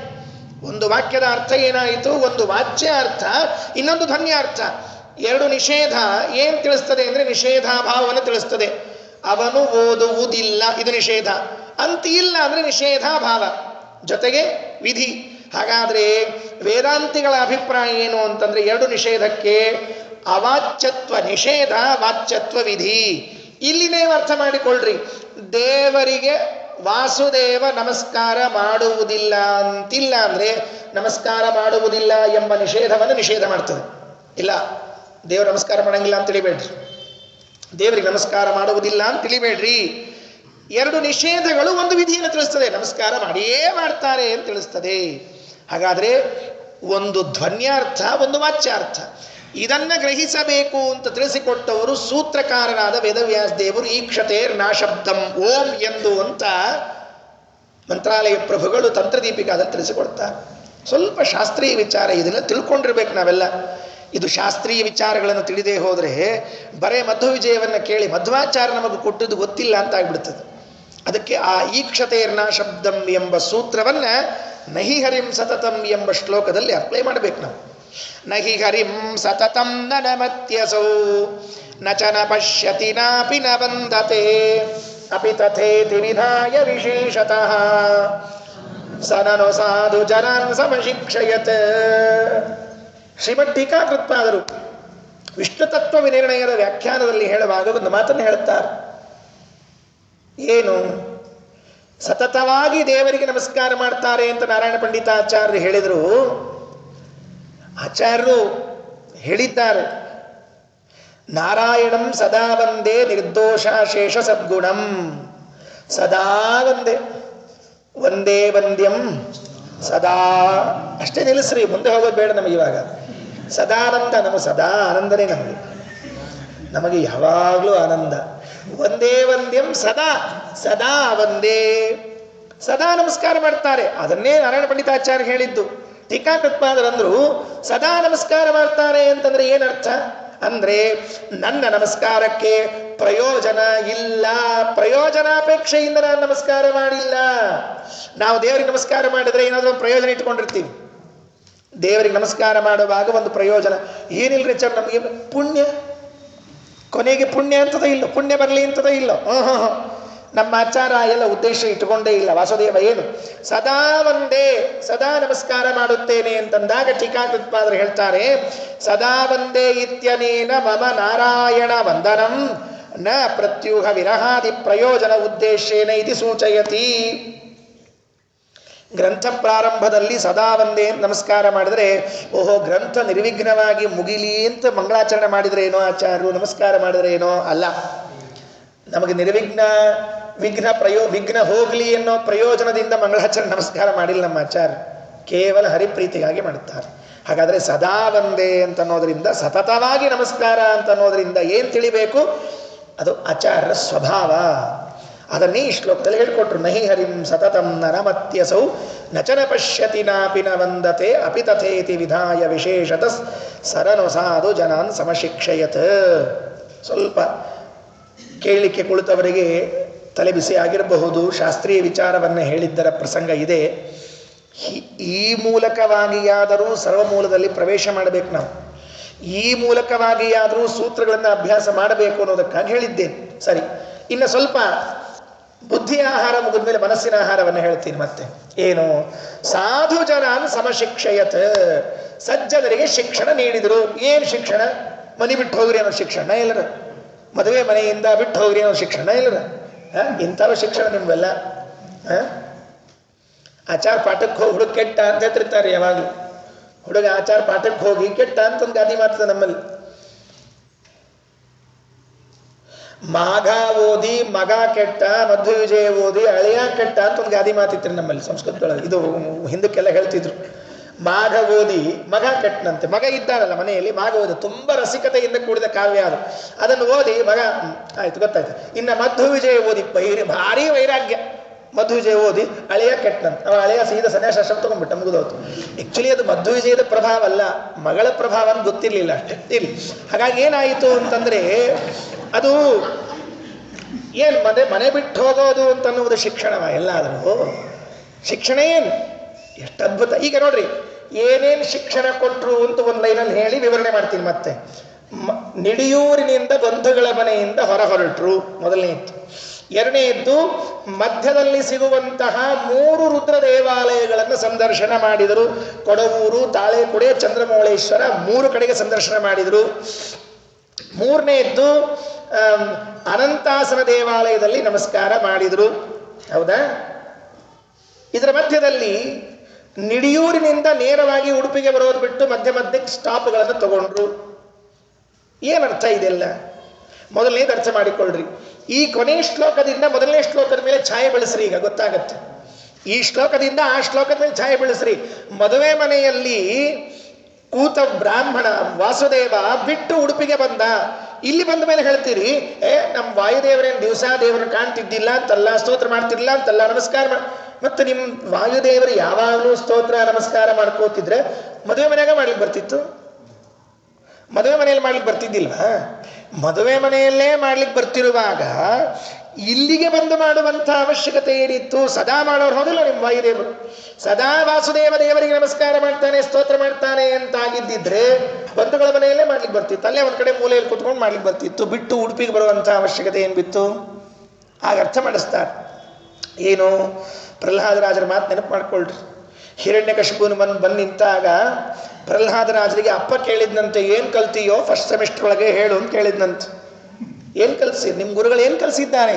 ಷಂಡಾಮರ್ಕರು ಮಹಾಗುರುಗಳು ಏನು ಕಲಿಸಿದ್ದಾರೆ ಅಂತ ಕೇಳಿದರೆ, ವನಂ ಗತೋ ಯದ್ಧರಿಮಾಶ್ರಗೇತ, ಮನೆ ಬಿಟ್ಟು ಹೊರಗೆ ಹೋಗಿ ಕಾಡಿನಲ್ಲಿ ದೇವರ ಧ್ಯಾನ ಮಾಡುವುದನ್ನು ಕಲಿಸಿದ್ದಾರೆ. ಇದು ಭಾಗವತ ಧರ್ಮ. ಇದು ಭಾಗವತ ಧರ್ಮ. ಸಕಲ ಸಜ್ಜನರು ಆಚರಣೆ ಮಾಡಬೇಕಾದ ಧರ್ಮ ಇದು. ಯಾಕೆ ಅಂತಂದ್ರೆ ಮನೆಯಲ್ಲಿದ್ದರೆ ಬರೇ ಗದ್ದಲ. ಏನು ಗದ್ದಲ ಹೇಳ್ತೀನಿ ಕೇಳ್ರಿ. ಇವನು ದೇವ್ರ ಕಟ್ಟಿ ಮೇಲೆ ಕೂತಿರ್ತಾನೆ, ಪೂಜೆ ಸಾಗೋದೇ ಇಲ್ಲ. ಒಂದಾ ಪೇಪರ್ನವನು ಬರ್ತಾನೆ, ಇಲ್ಲ ಹಾಲ್ನವ್ ಬರ್ತಾನೆ, ಇಲ್ಲ ಕರೆಂಟ್ ಬಿಲ್ನವ್ ಬರ್ತಾನೆ, ಇಲ್ಲ ಮತ್ತೊಬ್ರು ಬರ್ತಾನೆ. ಇವನು ಪೂಜಾ ಮುಗಿಯೋ ತನಕ ಬರೀ ಅವ ಇರ್ತಾವ್ರಿ. ಕಿರಿ ಕಿರಿ ಕಿರಿ ಕಿರಿ ಕಿರಿ ಕಿರಿ ಸಾಕಾಗೋಯ್ತು. ನಿಮ್ಮೆಲ್ಲರ ಅನುಭವ ಅದು, ಏನು ಬೇಕಾದ್ರೆ ಪ್ರತ್ಯೇಕ ಹೇಳೋದಿಲ್ಲ. ಆಚಾರ್ಯ ಏನು ತಿಳಿಸಿಕೊಟ್ರು? ಗದ್ದಲದಲ್ಲಿ ಇರಬೇಡ ಮಹಾರಾಯ. ಪ್ರಹ್ಲಾದರಾಜರು ಹೇಳಿಲ್ವೇ ನಿಮಗೆ ವನಂಗತೋ ಯದ್ಧರಿಮಾಶ್ರಯತ ಅಂತ? ಅದು ನನ್ನ ಭಾಗವತ ಧರ್ಮವನ್ನು ಹೇಳಿದ್ದಾರೆ ಅವರು. ಪ್ರಹ್ಲಾದರಾಜರು ಹೇಳಿದ್ದು ನನ್ನ ಭಾಗವತ ಧರ್ಮ, ವಾಯುದೇವರ ಭಾಗವತ ಧರ್ಮವನ್ನು ಹೇಳಿದ್ದಾರೆ. ಆ ಭಾಗವತ ಧರ್ಮವನ್ನು ಆಚರಣೆಯಲ್ಲಿ ತಂದು ತೋರಿಸಿದವರು ವಾಸುದೇವ. ಮನೆ ಬಿಟ್ಟು ಹೊರಟುಬಿಟ್ರು. ವನಂಗತಃ ಯದ್ಧರಿಮಾಶ್ರಯೇತ. ಯಾಕೆ? ಅಲ್ಲಿ ಏನು ಶಬ್ದ ಇದೆ ನೋಡ್ಕೊಳ್ರಿ. ಕಾನನ ಗೋವಿಭು. ಕೊಡವೂರು ಅಂತ ಹೇಳುವ ಶಬ್ದವನ್ನು ಸಂಸ್ಕೃತದಲ್ಲಿ ಕಾನನ ಗೋ. ಕಾನನ ಅಂದರೆ ವನ. ಅಟಂ ಎರಣ್ಯಂ ವಿಪಿನಂ ಗಗನಂ ಕಾನನಂ ವನಂ. ಕಾನನ ಅಂದರೆ ವನ, ವನ ಶಬ್ದ ಪರ್ಯಾಯ. ವನಂ ಗತೋ ಯದ್ಧರಿಮಾಶ್ರಗೇತ. ಪ್ರಹ್ಲಾದರಾಜರ ಅನುಸಂಧಾನ ಆಚಾರ್ಯರದ್ದೇ ಅಂತ ತಿಳಿದು ಬರ್ತಾ ಇತ್ತು. ಹಾಗಾಗಿ ಮೊದಲನೇ ಪಾಠ ಹೇಳಿಕೊಟ್ರು, ಮನೆಯಲ್ಲಿರಬೇಡ್ರಿ. ಯಾಕೆ? ಜನರ ಇದ್ದಲ್ಲಿ ಇದ್ರಿ ಅಂತ ಇಟ್ಕೊಳ್ರಿ. ಅಸುರ ಬಹುಲ ಯಸ್ಮಾತ್ ತಸ್ಮಾನ್ನ ಜನತಾಮಿಯಾತ್. ನಿನ್ನೆ ಈ ಮಾತು ಹೇಳಿದ್ದೇನೆ ಬ್ರಹ್ಮಸೂತ್ರ ಭಾಷ್ಯದ್ದು. ಎಲ್ಲಿ ಜನಜಂಗುಳಿ ಇರ್ತದಲ್ಲ, ಜನಜಂಗುಳಿ ಇದ್ದಲ್ಲಿ ದುಷ್ಟರು ಸೇರಿರುವ ಅಪಾಯ ಇರ್ತದೆ. ನೋಡ್ರಿ, ಈ ಟೆರರಿಸ್ಟ್ಗಳೆಲ್ಲ ಬಾಂಬ್ ಎಕ್ಸ್ಪೋಸ್ ಎಲ್ಲಿ ಮಾಡ್ತಾರೆ ಹೇಳ್ರಿ ನೋಡಂತ? ಈ ಒಬ್ರು ಇಬ್ಬರಿದ್ದಲ್ಲಿ ಮಾಡ್ತಾರೆ? ಎಲ್ಲಿ ಜನಜಂಗುಳಿ ಇರ್ತೋ ಅಲ್ಲಿ ಮಾಡ್ತಾರೆ. ಯಾಕೆ ಅಂದರೆ ಅರ್ಥ ಆಯ್ತಲ್ಲ, ಈಗ ಹೆಚ್ಚಿಗೆ ಹೇಳಬೇಕಾಗಿಲ್ಲ. ಹಾಗಿದ್ರೆ ಜನಜಂಗುಳಿ ಇದ್ದಲ್ಲಿ ಅಪಾಯ ಕಟ್ಟಿಟ್ಟ ಬುತ್ತಿ. ಹಾಗಾಗಿ ನಾವೇನು ಮಾಡಬೇಕು, ಜನಜಂಗುಳಿಯಿಂದ ಸ್ವಲ್ಪ ದೂರ ಇರಬೇಕಂತ. ಭಾಗವತದಲ್ಲಿ 24 ಗುರುಗಳನ್ನು ಹೇಳ್ತಾರೆ. 24 ಗುರುಗಳನ್ನು ಹೇಳುವಾಗ ಈ ಅವಧೂತ ಒಬ್ಬ ಗುರುವಿನ ಬಗ್ಗೆ ಹೇಳ್ತಾನೆ. ಏನು ಗುರು ಗೊತ್ತಾ ಅವನು? ತುಂಬ ಆಶ್ಚರ್ಯ. ಈ ಹೆಣ್ಮಕ್ಳು ಕೈಯಲ್ಲಿ ಬಳಿ ಹಾಕ್ಕೊಂಡಿರ್ತಾರಲ್ಲ, ಆ ಬಳಿ ನನಗೆ ಗುರು ಅಂತ ಹೇಳ್ತಾನೆ. ಯದು ಮಹಾರಾಜ ಕೇಳ್ತಾನೆ, ಅಲ್ಲಯ್ಯ ಕೈಯಲ್ಲಿ ಹಾಕ್ಕೊಂಡಿರೋ ಬಳಿನ ನಿಂಗೆ ಗುರುಗಳು ಯಾರೋ ಆಚಾರ್ಯ ಗುರುಗಳು, ರಾಮಾಚಾರ್ಯ, ಭೀಮಾಚಾರ್ಯ, ಕೃಷ್ಣಾಚಾರ್ಯ, ಮುಕುಂದಾಚಾರ್ಯ ಗುರುಗಳು ಅಂತ ಹೇಳ್ಬೋದು. ಕುಮಾರ್ಯ ಇವ ಕಂಕಣಂ, ಕುಮಾರಿ ಕೈಯಲ್ಲಿದ್ದ ಕಂಕಣ ನಿನಗೆ ಗುರು ಅಂತೀಯಲ್ಲ, ಇದು ಹೇಗೆ ಅಂತ ಕೇಳಿದ್ರೆ ಅದಕ್ಕೆ ಅವನು ಉತ್ತರ ಕೊಡ್ತಾನೆ. ಆ ಕಥೆಯಲ್ಲಿ ಏನಾಯಿತು ಅಂತ ನೋಡ್ಕೊಳ್ರಿ. ಮನೆಗೆ ಕನ್ಯಾ ನೋಡ್ಲಿಕ್ಕೆ ಬಂದಿದ್ರಂತೆ. ಕನ್ಯೆಯನ್ನು ನೋಡ್ಲಿಕ್ಕೆ ಬಂದವರು ಸಂಜೆಗೆ ಬರ್ತೀವಿ ಅಂತ ಹೇಳಿದವ್ರು ಮಧ್ಯಾಹ್ನಕ್ಕೆ ಬಂದು ಬಿಟ್ರಂತೆ. ಅವತ್ತೆಲ್ಲ ಹಿಂಗೆ ಫೋನು ಟೆಲಿಗ್ರಾಮ್ ಇದ್ದು ಸಂಜೆಗೆ ಮಧ್ಯಾಹ್ನಕ್ಕೆ ಬಂದಿದ್ದು ಬಿಟ್ರು. ಅಪ್ಪ ಅಮ್ಮ ಹೊರಗೆ ಹೋಗ್ಯಾರ ಮಾರ್ಕೆಟಿಗೆ ಸಾಮಾನು ತರಬೇಕು ಅಂತ. ಮನೆಯಲ್ಲಿ ಕನ್ಯೆ ಒಬ್ಬಳೆ. ಬಂದ ಕನ್ಯಾ ವೀಕ್ಷಕರನ್ನ ಕೂಡಿಸ್ಬೇಕು, ಆತಿಥ್ಯ ತೋರಿಸ್ಬೇಕು ಅಂತ ನೋಡ್ತಾಳೆ. ಮನೆಯಲ್ಲಿ ಏನಿಲ್ಲ, ಭತ್ತ ಒರಳಲ್ಲಿ ಹಾಕಿ ಕುಟ್ಲಿಕ್ಕೆ ಪ್ರಾರಂಭ ಮಾಡಿದ್ಲು. ಅವಲಕ್ಕಿ ಆಗ್ಬೇಕಲ್ಲ, ಅಂಗಡಿಗೆ ಸಿಕ್ತಿದ್ದಿಲ್ಲ, ಅದು ಕುಟ್ಟಬೇಕು. ಕುಟ್ಟಿದ ಮೇಲೆ ಆ ಕುಟ್ಟುವಾಗ ಕೈಯಲ್ಲಿ ಹಾಕೊಂಡಿರುವಂಥ ಬಳಿ ಶಬ್ದ ಮಾಡ್ಲಿಕ್ಕೆ ಪ್ರಾರಂಭ ಮಾಡ್ತಂತೆ. ಘಳ್ ಘಳ್ ಘಳ್ ಘಳ್ ಅಂತ ಒಂದೊಂದೇ ಬಳೆ ತೆಗೆದ್ಲಂತವು. ಒಂದೊಂದೇ ಬಳೆ ತೆಗೆದಂತೆ ಶಬ್ದ ಕಡಿಮೆ ಆಗ್ತಾ ಆಗ್ತಾ ಬಂದು ಒಂದೇ ಬಳಿ ಇದ್ದಾಗ ಶಬ್ದ ನಿಂತೋಯ್ತಂತೆ. ಇದನ್ನ ನೋಡಿ ಅವಧೂತ ಅರ್ಥ ಮಾಡಿಕೊಂಡಂತೆ, ಏನು ವಾಸೋ ಬಹೂನಾಂ ಕಲಹ ಭವೇದ್ವಾರ್ತಾ ದ್ವಯೋರಪಿ. ಏನು ಅರ್ಥ ಮಾಡಿಕೊಂಡ? 10 ಜನರ ಜೊತೆಗೆ ಸೇರಿಕೊಂಡ್ರೆ ಜಗಳವೇ ಪ್ರಾರಂಭ. ವಾಸೋ ಬಹೂನಾಂ ಕಲಹ. ಒಂದು ಕಮಿಟಿ ಮಾಡಿದ್ರಿ ಅಂತ ಇಟ್ಕೊಳ್ರಿ. ಶುರುವೆ ಯಾರು ಅಧ್ಯಕ್ಷರು, ಯಾರು ಖಜಾಂಚಿಗಳು, ಯಾರು ಕೀಲಿ, ಶುರು ಈ ಜಗಳ ಶುರು. ವಾಸೋ ಬಹೂನಾಂ ಕಲಹ. ಅದಕ್ಕೆ ನೀವು 10 ಜನ ಜೊತೆಗೆ ಸೇರಿಕೊಂಡ್ರೆ ಇದು ಜಗಳ ಗ್ಯಾರಂಟಿ. ಆಚಾರ 10 ಜನ ಬೇಡ, ಇಬ್ರು. ದ್ವಯೋಹೋ ವಾರ್ತಾ ಭವೇತ್. ಇಬ್ಬರಿದ್ರೆ ಹರಟಿ ಗ್ಯಾರಂಟಿ. ಸುಮ್ಮನೆ ಗುಡಿಗೆ ಹೋಗಿರ್ತಾರೆ ನೋಡ್ರಿ, ನೋಡ್ತಿರ್ಬೇಕ್ರಿ. ಗುಡಿಗೆ ಹೋದವ್ರು ನೋಡ್ತಿರ್ಬೇಕು. ನಮಸ್ಕಾರ ಮಾಡ್ತಿರ್ತಾರೆ. ನಮಸ್ಕಾರ ಮಾಡ್ಬೇಡ, ಆಯ್ತಾ ಅಡಿಗೆ? ನಮಸ್ಕಾರದಾಗ ಅಡಿಗೆ ಬಂತು. ಎಲ್ಲಾಗ್ತದ್ರಿ? ಕುಕ್ಕರ್ ಇಟ್ಟು ಬಂದೀವಿ. ಕುಕ್ಕರ್ ಬಂತು, ನಮಸ್ಕಾರ ಒಳಗೆ. ಮಗ ಹೋದ್ನಾ, ಅವನು ಅರ್ಜೆಂಟ್ರಪ್ಪ ಹೋಗ್ಬೇಕು ಅಂತ. ಮನೆಯವರು ಕೂತಾರ, ಪೇಪರ್ ಓದ್ಕೋತ. ಇನ್ಮೇಲೆ ಊಟಕ್ಕೆ ಹಾಕೋದು. ನಮಸ್ಕಾರದಾಗ ಇವೆಲ್ಲ ಬಂದಿರ್ತಾವ. ಆ ಪ್ರದಕ್ಷಿಣೆ ಒಳಗೆ ನಮಸ್ಕಾರದಾಗ ಇವೆಲ್ಲ ಬಂದ್ಬಿಟ್ಟಿರ್ತಾವ. ಸಂಜೆಗೆ ಪುರಾಣ ಅಂತಲ್ಲ, ಎಲ್ಲಿ ವಿದ್ಯಾರ್ಥಿನಿದಾಗ ಕಪಿಲಾಚಾರ ಕೇಳಿ ಬಿಡ್ರಿ ರಗಡ್ಸಲಿಕ್ಕೆ ಸುಳ್ಳು. ಅದಕ್ಕೆ ಯಾಕೆ ಬರ್ತಾರೆ? ಅದೇ ಕಪಿಲಾಚಾರ, ಅದೇ ಪ್ರವಚನ. ಹಿಂಗೆ ಆಗಿತ್ತು ನನ್ಬಿಟ್ಟು ಹಿಂಗೆ ಹೇಳಿದ್ರು. ಒಬ್ರು ಫೋನ್ ಮಾಡ್ಯಾರ. ಫೋನ್ಯಾಗ ಅವ್ರ ಮಠದಲ್ಲಿ ಕಾರ್ಯಕ್ರಮ ಇದೆ ಬರ್ರಿ ಅಂತ ಹೇಳ್ಯಾರ. ಹೇಳಿದಾಗ ಅವ್ರಿಗೆ ಬರ್ರಿ ಅಂತ ಹೇಳೋ ಜೊತೆಗೆ ವಾಗ್ವಾದ ಮಾತಾಡ್ತಾ ಇದ್ದು ಸ್ಪೀಕರ್ ಆನ್ ಮಾಡಿಬಿಟ್ಟ. ಸ್ಪೀಕರ್ ಅವ್ನಿಗೆ ಯಾರು ಪ್ರವಚನ ಅಂತ ಕೇಳಿದ್ರು. ಇಲ್ಲ ಕಪಿಲಾಚಾರ. ಅದೇ ಕಪಿಲಾಚಾರದ ಗೊತ್ತದ ಬಿಡ್ರಿ ಅಂದ್ಬಿಟ್ರು. ಅರ್ಥ ಆಯ್ತಲ್ಲ ಮಹಿಮಾ ಏನಂತ ತಿಳ್ಕೊಂಡು ಹೇಳಿ. ದ್ವಯೋಹೋ ವಾರ್ತಾ ಭವೇದಪಿ. ಇಬ್ರು ಸೇರಿದ್ರೆ ಹರಟಿ ಗ್ಯಾರಂಟಿ. 10 ಜನ ಸೇರಿದ್ರೆ ಜಗಳ ಗ್ಯಾರಂಟಿ. ಇಬ್ರು ಸೇರಿದ್ರೆ ವಾರ್ತೆ ನಿಶ್ಚಿತ. ಇದು ಭಾಗವತ ಧರ್ಮ. ಅದಕ್ಕೇನು ಹೇಳ್ತು ಭಾಗವತ ಹೇಳ್ತು, 10 ಜನ ಜೊತೆಗೆ ಸೇರಬೇಡ್ರಿ, ಒಬ್ಬನೇ ಇರ್ರಿ. ಇದನ್ನೇ ವಾಯುದೇವರು ಕಲಿಸಿಕೊಟ್ರು. ಸಾಧು ಜನಾನ್ ಸಮಶಿಕ್ಷಯತ. ಹೋಗ್ರಿ, ಮನೆ ಬಿಟ್ಟು ಹೋಗ್ರಿ. ಗೃಹಾತ್ ಪ್ರವ್ರಜಿತೋ ಧೀರ. ದ್ವಿತೀಯ ಸ್ಕಂದಲ್ಲಿ ಹೇಳುವಾಗ ಪರೀಕ್ಷಿತ ರಾಜರಿಗೆ ಹೇಳ್ತಾರೆ ಶುಕಾಚಾರ್ಯರು, ಮೊದಲು ಮನೆ ಬಿಡಯ್ಯ. ಮನೆ ಬಿಟ್ಟರೆ ಉದ್ಧಾರ ಕಾಣ್ತೀಯ, ಮನೆಯಲ್ಲೇ ಕೂತಿದ್ರೆ ಉದ್ಧಾರ ಕಾಣೋದಿಲ್ಲ. ನೋಡ್ರಿ, ಇದನ್ನೆಲ್ಲ ಸಮಶಿಕ್ಷಯತ. ಭಾಗವತ ಧರ್ಮಗಳನ್ನು ಚೆನ್ನಾಗಿ ಕಲಿಸ್ಕೊಟ್ರಂತ. ಆಯ್ತು ಸ್ವಾಮಿ, ಸಂತೋಷ ಆಯಿತು. ಎರಡನೆಯದ್ದು ಏನು? ಮಧ್ಯ ಮಧ್ಯದಲ್ಲಿ ದೇವಾಲಯಗಳಿಗೆ ಸಂದರ್ಶನ ಕೊಡುವಂಥ ಅವಶ್ಯಕತೆ ಏನಿತ್ತು? ಬಿಟ್ಟು ಬಂದಿದ್ರೆ ಆಗ್ತಿರ್ಲಿಲ್ವ? ನೇರ ಡೈರೆಕ್ಟ್ ಬಸ್ ಅಂತಿರ್ತಾವ, ನಾನ್ ಸ್ಟಾಪ್ ಬಸ್ ಅಂತಿರ್ತಾವಿಲ್ಲ, ಎಕ್ಸ್ಪ್ರೆಸ್ ನಾನ್ ಸ್ಟಾಪ್. ಹುಬ್ಳಿ ಹತ್ತಿರ ಸೀದಾ ಬೆಳಗಾವ್ ರೋಡಲ್ಲಿ. ಮತ್ತೆ ಅದಕ್ಕೆ ಸೀದಾ ಬೆಳಗಾವ್ ಅಂದರೆ ಹುಬ್ಳಿಯಿಂದ ಸೀದಾ ಬೆಳಗಾವ್ ಅಂತೀರಿ. ಹಿಂಗೆ ನಾನ್ ಸ್ಟಾಪ್ ಬಸ್ ಹತ್ಲಿಕ್ಕೆ ಬರ್ತಿತ್ತೋ ಇಲ್ಲೋ ಅಂತಂದರೆ ಆಗ ಒಂದು ಸಮಸ್ಯೆ ಬರ್ತದೆ. ನಿಡಿಯೂರಿನಿಂದ ಹೋಗುವಾಗ ದಾರಿಯಲ್ಲಿ ಕೊಡವೂರು ತಾಳೆಕುಡೆ ಸಿಕ್ಕಾಗ ಅಲ್ಲಿ ದೇವರಿಗೆ ನಮಸ್ಕಾರ ಮಾಡದೆ ಹೋದರೆ ಪತಿದೇವ ಹೇಲನಾಥ. ಭಾಗವತ ಧರ್ಮ ಅಂತ ಬರ್ತದೆ. ಮತ್ತೆ ಏನು? ದಾರಿಯಲ್ಲಿ ಸಿಕ್ಕ ಎಲ್ಲ ದೇವರಿಗೂ ನಮಸ್ಕಾರ ಮಾಡಬೇಕು ಅಂತ ಭಾಗವತ ಧರ್ಮ. ನಾರಾಯಣ ವರ್ಮದಲ್ಲಿ ಆ ಮಾತು ಹೇಳ್ತಾರೆ. ದಾರಿಯಲ್ಲಿ ಯಾವ ಯಾವ ದೇವಸ್ಥಾನಗಳು ಕಾಣ್ತದೋ ಎಲ್ಲದಕ್ಕೂ ವಂದನೆಗಳನ್ನು ಸಲ್ಲಿಸ್ರಿ ಅಂತ ಹೇಳ್ತದೆ.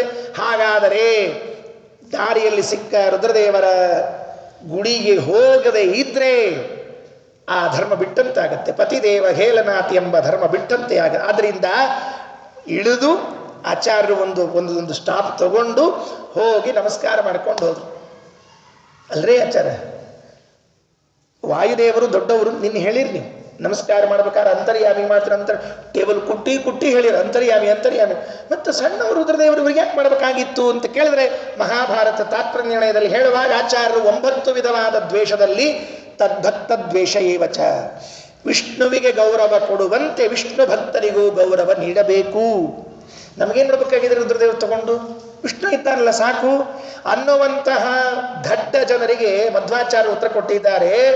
ವಿಷ್ಣು ಭಕ್ತರ ಗೌರವವನ್ನು ಸಲ್ಲಿಸದೆ ಇದ್ದರೆ ಅದು ವಿಷ್ಣುವಿನ ದ್ವೇಷದಲ್ಲಿ ಪರ್ಯವಸಾನ ಆಗ್ತದೆ ಅಂತ. ಹಾಗಾಗಿ ಮಧ್ಯದಲ್ಲಿ ಬಂದ ರುದ್ರದೇವರ ಸ್ಮರಣೆಯನ್ನ ನಮಸ್ಕಾರವನ್ನ ಮಾಡಿ ಆಚಾರ್ಯರು ಹೊರಟರು. ಏನ್ ತಿಳಿಸಿಕೊಟ್ರು? ಅನುವ್ಯಾಖ್ಯಾನದಲ್ಲಿ ಹೇಳುವಾಗ ಪರಿವಾರತಯ ಗ್ರಾಹ್ಯ ಅಪಿಹೇಯ ಪ್ರಧಾನತಃ. ಪರಿವಾರ ದೇವತೆಗಳು ರುದ್ರದೇವರು, ಪಾರ್ವತಿ, ಗಣಪತಿ, ಸ್ಕಂದ, ಇಂದ್ರ, ಚಂದ್ರ ಎಲ್ಲರೂ ಪರಿವಾರ ದೇವತೆಗಳು, ವಿಷ್ಣು ಪರಿವಾರ ದೇವತೆಗಳು. ಪರಿವಾರದವರು ನೋಡ್ಕೊಳ್ಬೇಕು. ಸ್ವಾಮಿಗಳು ಬಂದಿರ್ತಾರಲ್ಲ, ಸ್ವಾಮಿಗಳನ್ನಷ್ಟೇ ನೋಡ್ಕೊಂಡು ನಡೆಯೋದಿಲ್ರಿ. ಬಂದ ಪರಿವಾರದವರು ಇದ್ದಾರಲ್ಲ ಅವರನ್ನು ಚೆನ್ನಾಗಿ ನೋಡ್ಕೋಬೇಕು. ಅಂದ್ರೆ ಮುಂದಿನ ಸಲ ಸ್ವಾಮಿಗಳು ನಿಮ್ಮ ಮನೆಗೆ ಬರ್ತಾರ, ಇಲ್ಲದೆ ಇದ್ರೆ ಅಲ್ಲೇ ಗಾಡಿ ತಿರುಗಿಸ್ಬಿಟ್ಟಿರ್ತಾರೆ. ಸ್ವಾಮಿ ಹೋದ್ಸಲ ಹೋದಾಗ ನಿಮ್ಮನ್ನು ಸರಿ ನೋಡ್ಕೊಂಡಿಲ್ಲ, ಹೌದಾ? ರೈಟ್. ನೀವು ಪರಿವಾರದವ್ರನ್ನ ಚೆನ್ನಾಗಿ ನೋಡ್ಕೊಂಡಿದ್ರಿ ಅಂತ ಇಟ್ಕೊಳ್ರಿ. ತುಂಬ ಒಳ್ಳೆ ಗೌರವ ಮಾಡ್ತಾರೆ. ನೀವು ಹೋಗ್ಬೇಕು, ನಿಮ್ಗೇನು ಬೇಕೆಲ್ಲ ಕೆಲಸ. ಈ ಪರಿವಾರದವ್ರು ಮಾತ್ರ ಸ್ವಾಮಿಗಳು ಕೇಳ್ತಿರ್ತಾರೆ. ಅದಕ್ಕೆ ಎಷ್ಟೋ ಕಡೆ ಅನಾನುಕೂಲ ಆಗೋದು ಇರಲಿ. ಆದ್ರಿಂದ ಏನಾಯಿತು ಅಂತಂದ್ರೆ, ಅಲ್ಲಿ ಪರಿವಾರ ದೇವತೆಗಳನ್ನು ನೋಡಿಕೊಳ್ಬೇಕು ಅನ್ನುವ ಪಾಠವನ್ನು ಹೇಳಿಕೊಟ್ರು. ಎಷ್ಟು ಅನುಸಂಧಾನ ಮಾಡಬೇಕು ಭಾಗವತ ಧರ್ಮಗಳನ್ನು. ಇದು ಸಮಶಿಕ್ಷಣ. ಚೆನ್ನಾಗಿ ಶಿಕ್ಷಣ ಮಾಡಬೇಕು. ಪರಿವಾರ ದೇವತೆಗಳನ್ನು ನೋಡಬೇಕು, ವಿಷ್ಣು ಭಕ್ತರನ್ನು ದ್ವೇಷ ಮಾಡಬಾರ್ದು. ಆಮೇಲೆ ದಾರಿಯಲ್ಲಿ ಹೋಗುವಾಗ ದೇವಸ್ಥಾನದ ಸಿಕ್ಕರೆ ನಮಸ್ಕಾರ ಮಾಡಿ ಹೋಗಬೇಕು. ಇವೆಲ್ಲ ಓಕೆ ಸ್ವಾಮಿ. ಮೂರು ರುದ್ರದೇವರು ಯಾಕೆ? ಒಂದು ಸರ್ತಿ ರುದ್ರದೇವರು ಮಾಡಿದ್ರೆ ವಿಷ್ಣು ಭಕ್ತರು ಪರಿವಾರ ಎಲ್ಲ ಬಂದ್ಬಿಡ್ತಿತ್ತಲ್ಲ, ಮೂರು ಯಾಕೆ ಅಂತ ಕೇಳಿದ್ರೆ ಆಶ್ಚರ್ಯ ಹೇಳ್ತಾರೆ. ಆಶ್ಚರ್ಯ ಏನು ಅಂತ ಕೇಳಿದ್ರೆ, ಅರ್ಚಕಸ್ಯ ತಪೋಬಲಾತ್ ಪ್ರತಿಮಾಯಾಂತು ಸಾನ್ನಿಧ್ಯಂ. 3 ಕಡೆಗೆ ಶಿವ ಇದ್ರೂ ಕೂಡ 3 ಕಡೆಗೆ ಅರ್ಚಕರು ಬೇರೆ. ಆ ಅರ್ಚಕರ ತಪಸ್ಸಿನ ಪ್ರಭಾವದಿಂದ ಪ್ರತಿಮೆಯಲ್ಲಿ ಸನ್ನಿಧಾನ ಬಂದಿರ್ತದಂತೆ. ಅರ್ಥ ಮಾಡಿಕೊಳ್ಳ್ರಿ. ನಮ್ಮೂರಾಗೂ ಶ್ರೀನಿವಾಸ ದೇವರಿದ್ದಾರೆ, ತಿರುಪತಿಯಲ್ಲೂ ಶ್ರೀನಿವಾಸ ದೇವರಿದ್ದಾರೆ. ನಮ್ಮೂರಲ್ಲಿ ಶ್ರೀನಿವಾಸ ದೇವರು ತಿರುಪತಿ ಶ್ರೀನಿವಾಸ ದೇವರಿಗೆ ಸ್ವಲ್ಪ ಹೈಟ ಕಟ್ಸಿವಿ ನಾವು. ಅಂದ್ರೆ ಅರ್ಥ ಇಲ್ಲ.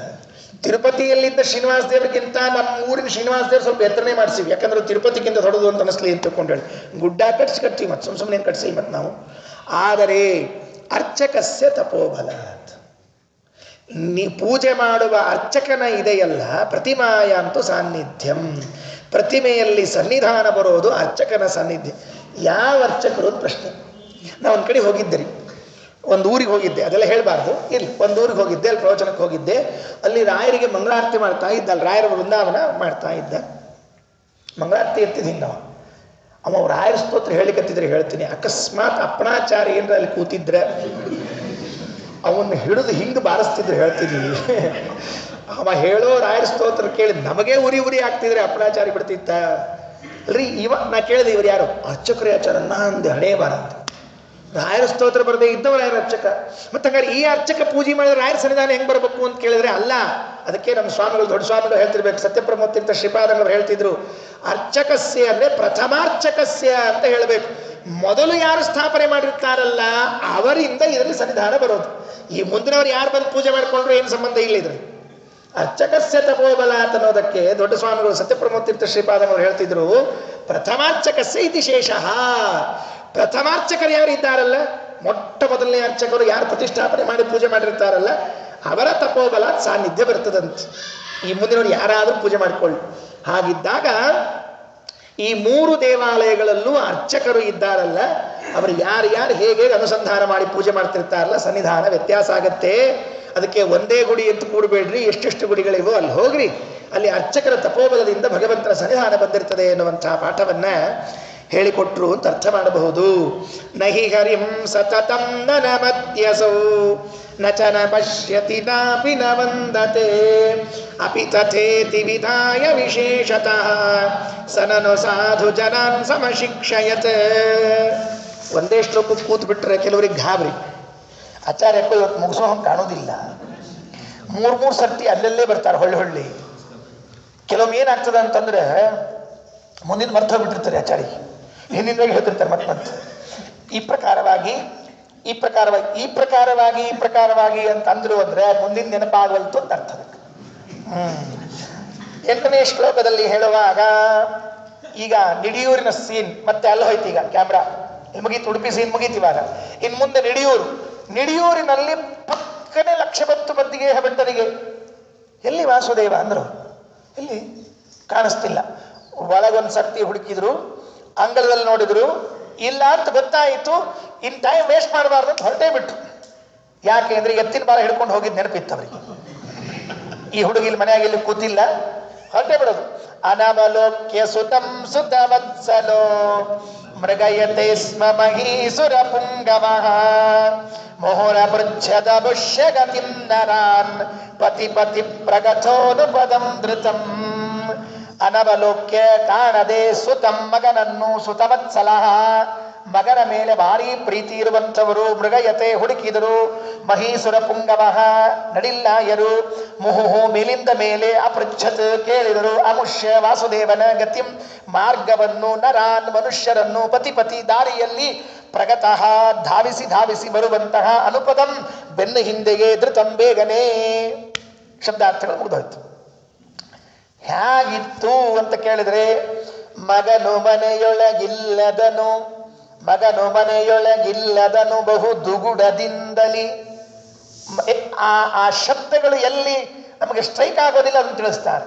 ಮಗನು ಮನೆಯೊಳಗಿಲ್ಲದನು ಬಹು ದುಗುಡದಿಂದರಿ ತಾಗ ಬಿಜವರ ಲಘು ಬಗೆಯಲೀಕ್ಷಿಸಲು ಪೊರಟನು ಪುತ್ರವತ್ಸಲನು.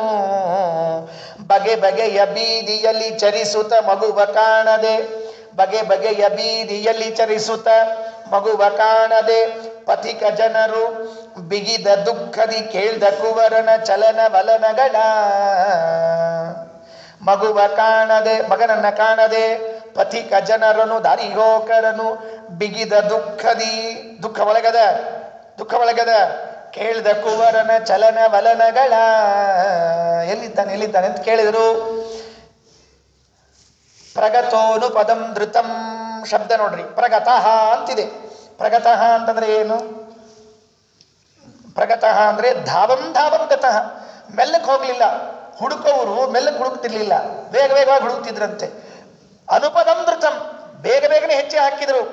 ಯಾಕೋ ಕಾಣಿಸ್ತಿಲ್ಲ ಅಂತ ಹೇಳಿ ಬೇಗನೆ ಲಘು ಬಗೆಯಲ್ಲಿ ಕ್ಷಿಸುತ್ತ, ಲಘು ಬಗೆಯಲ್ಲಿ ಅವಸರವಾಗಿ ಹುಡುಕಿ ಪ್ರಾರಂಭ ಮಾಡಿದ್ರಂತೆ.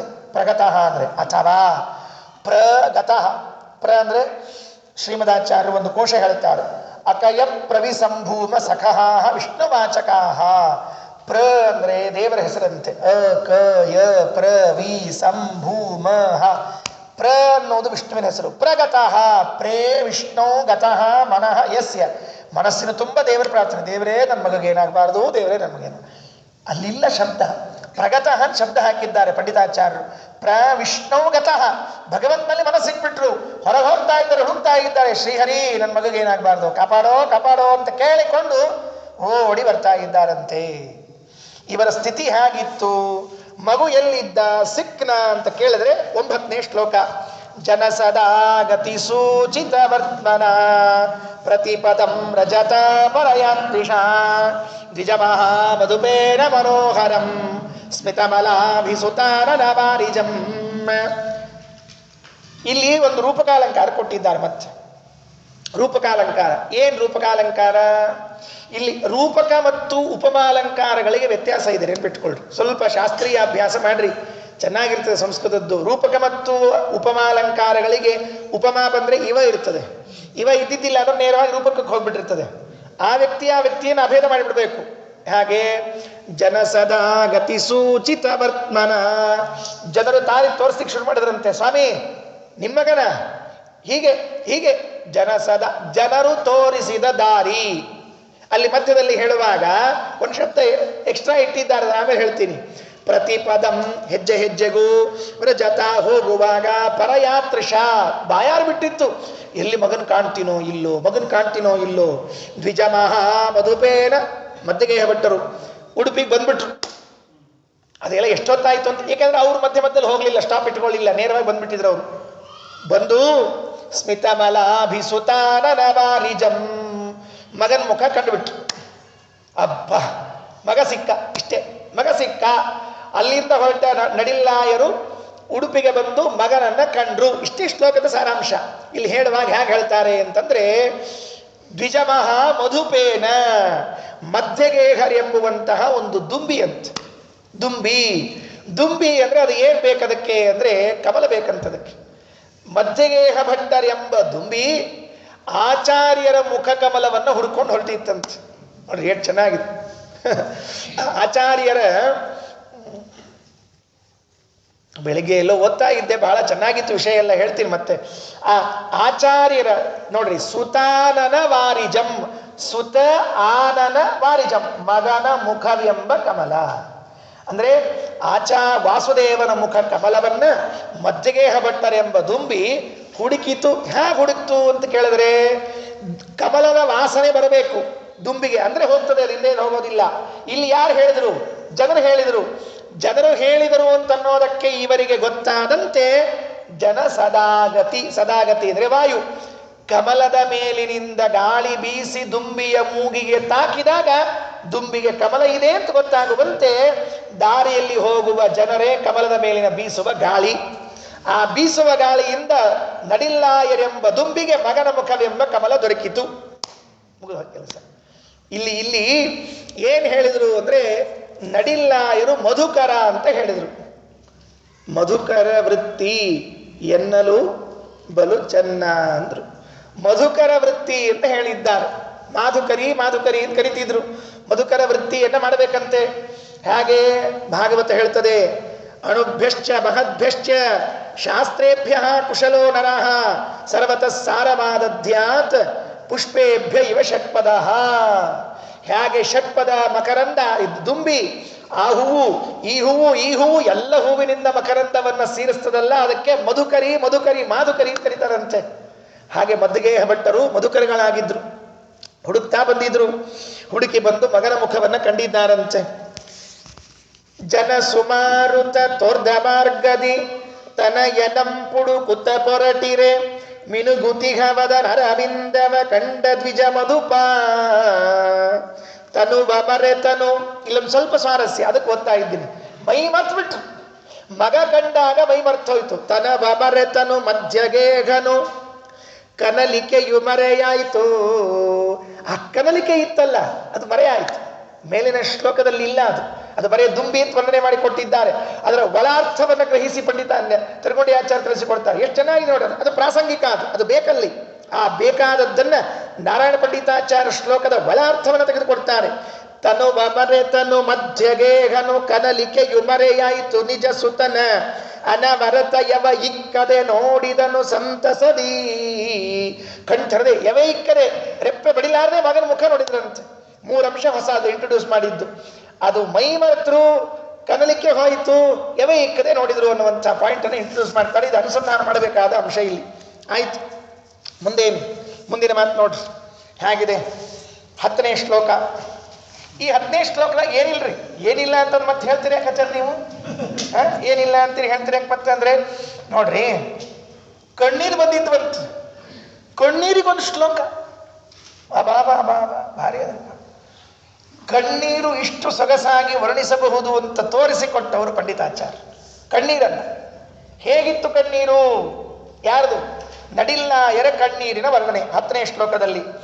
ವಿರಹದೂ ನತಯೋದ್ಗಮನೋನ್ಮುಖಂ ನ್ಯರುಣದಶ್ರುಪುರಾಸಯೋದೃಶೋಗೋ ಅತತಯೋ ಪ್ರಬದೋದ್ಧಿತಮಪ್ಯದಃ ಪ್ರತಿನಿರುದ್ಧ್ಯ ಗಿರಂ ಗುರುರಬ್ರವೀತ್. ಗುರುಹು ನಡಿಲ್ಲಾಯರು ಗಿರಂ ಮಾತನ್ನು ಅಬ್ರವೀತ್ ಹೇಳಿದ್ರು, ಮಾತಾಡಿದ್ರು. ಮಗನಿಗೆ ಮಾತಾಡಿದ್ರು, ಮಗನಿಗೆ ಮಾತಾಡಿಸಿದ್ರು. ಹೇಗೆ ಮಾತಾಡಿಸಿದ್ರು ಅಂದ್ರೆ,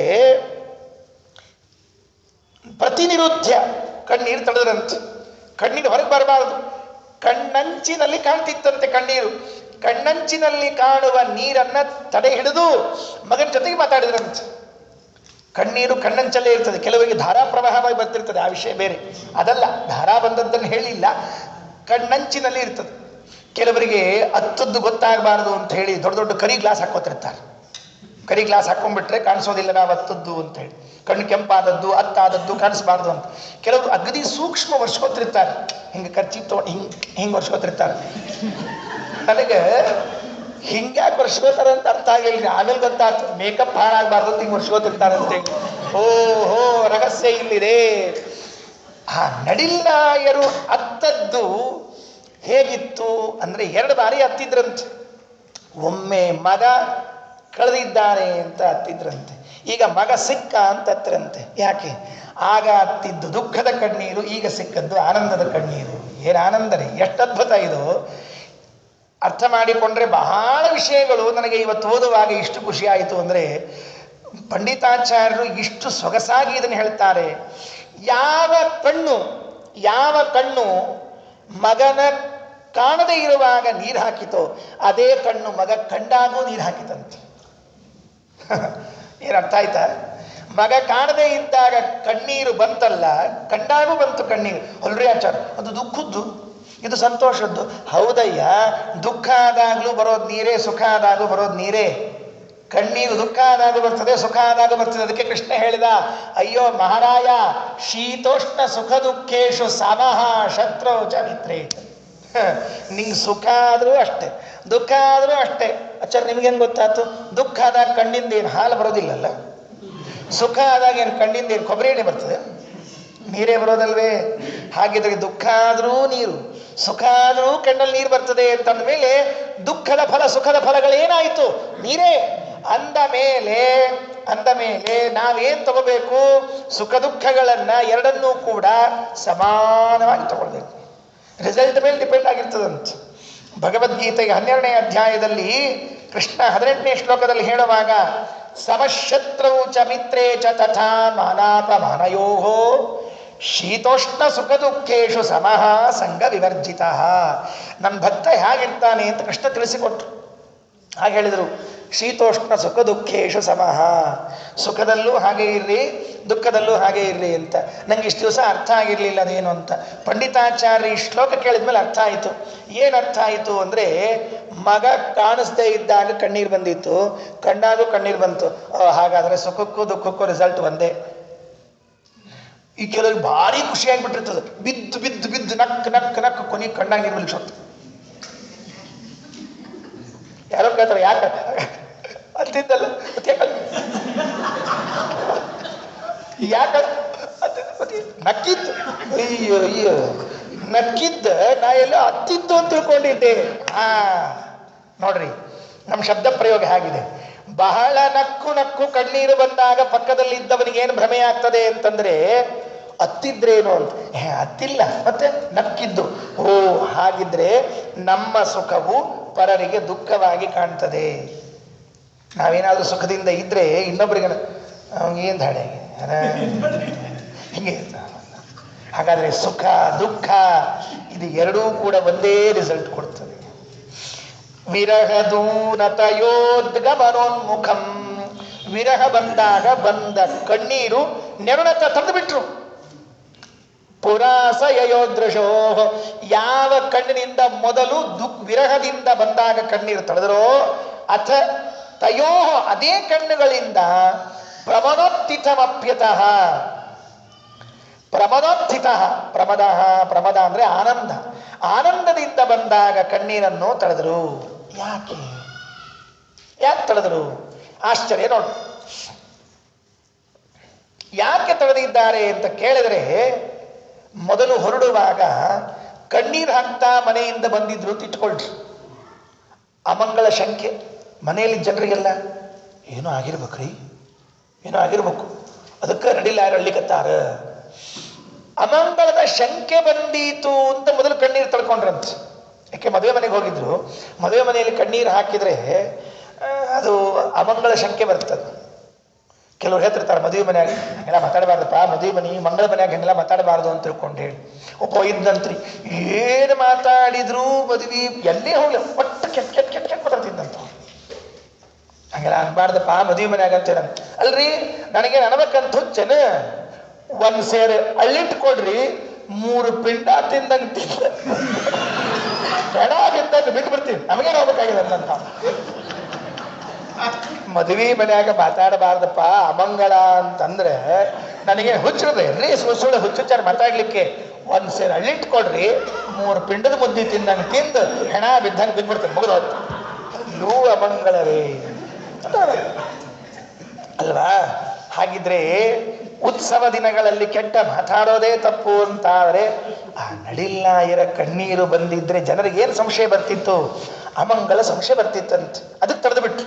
ಸರಿ, ಇಲ್ಲೇ ಆಳ್ಬೇಕಾಗಿತ್ತಲ್ಲ, ಇದನ್ನ ಆಗ್ಬೇಕಾಗಿತ್ತಲ್ಲ ಅಂದ್ರೆ ಅಮಂಗಳ ಭಯ.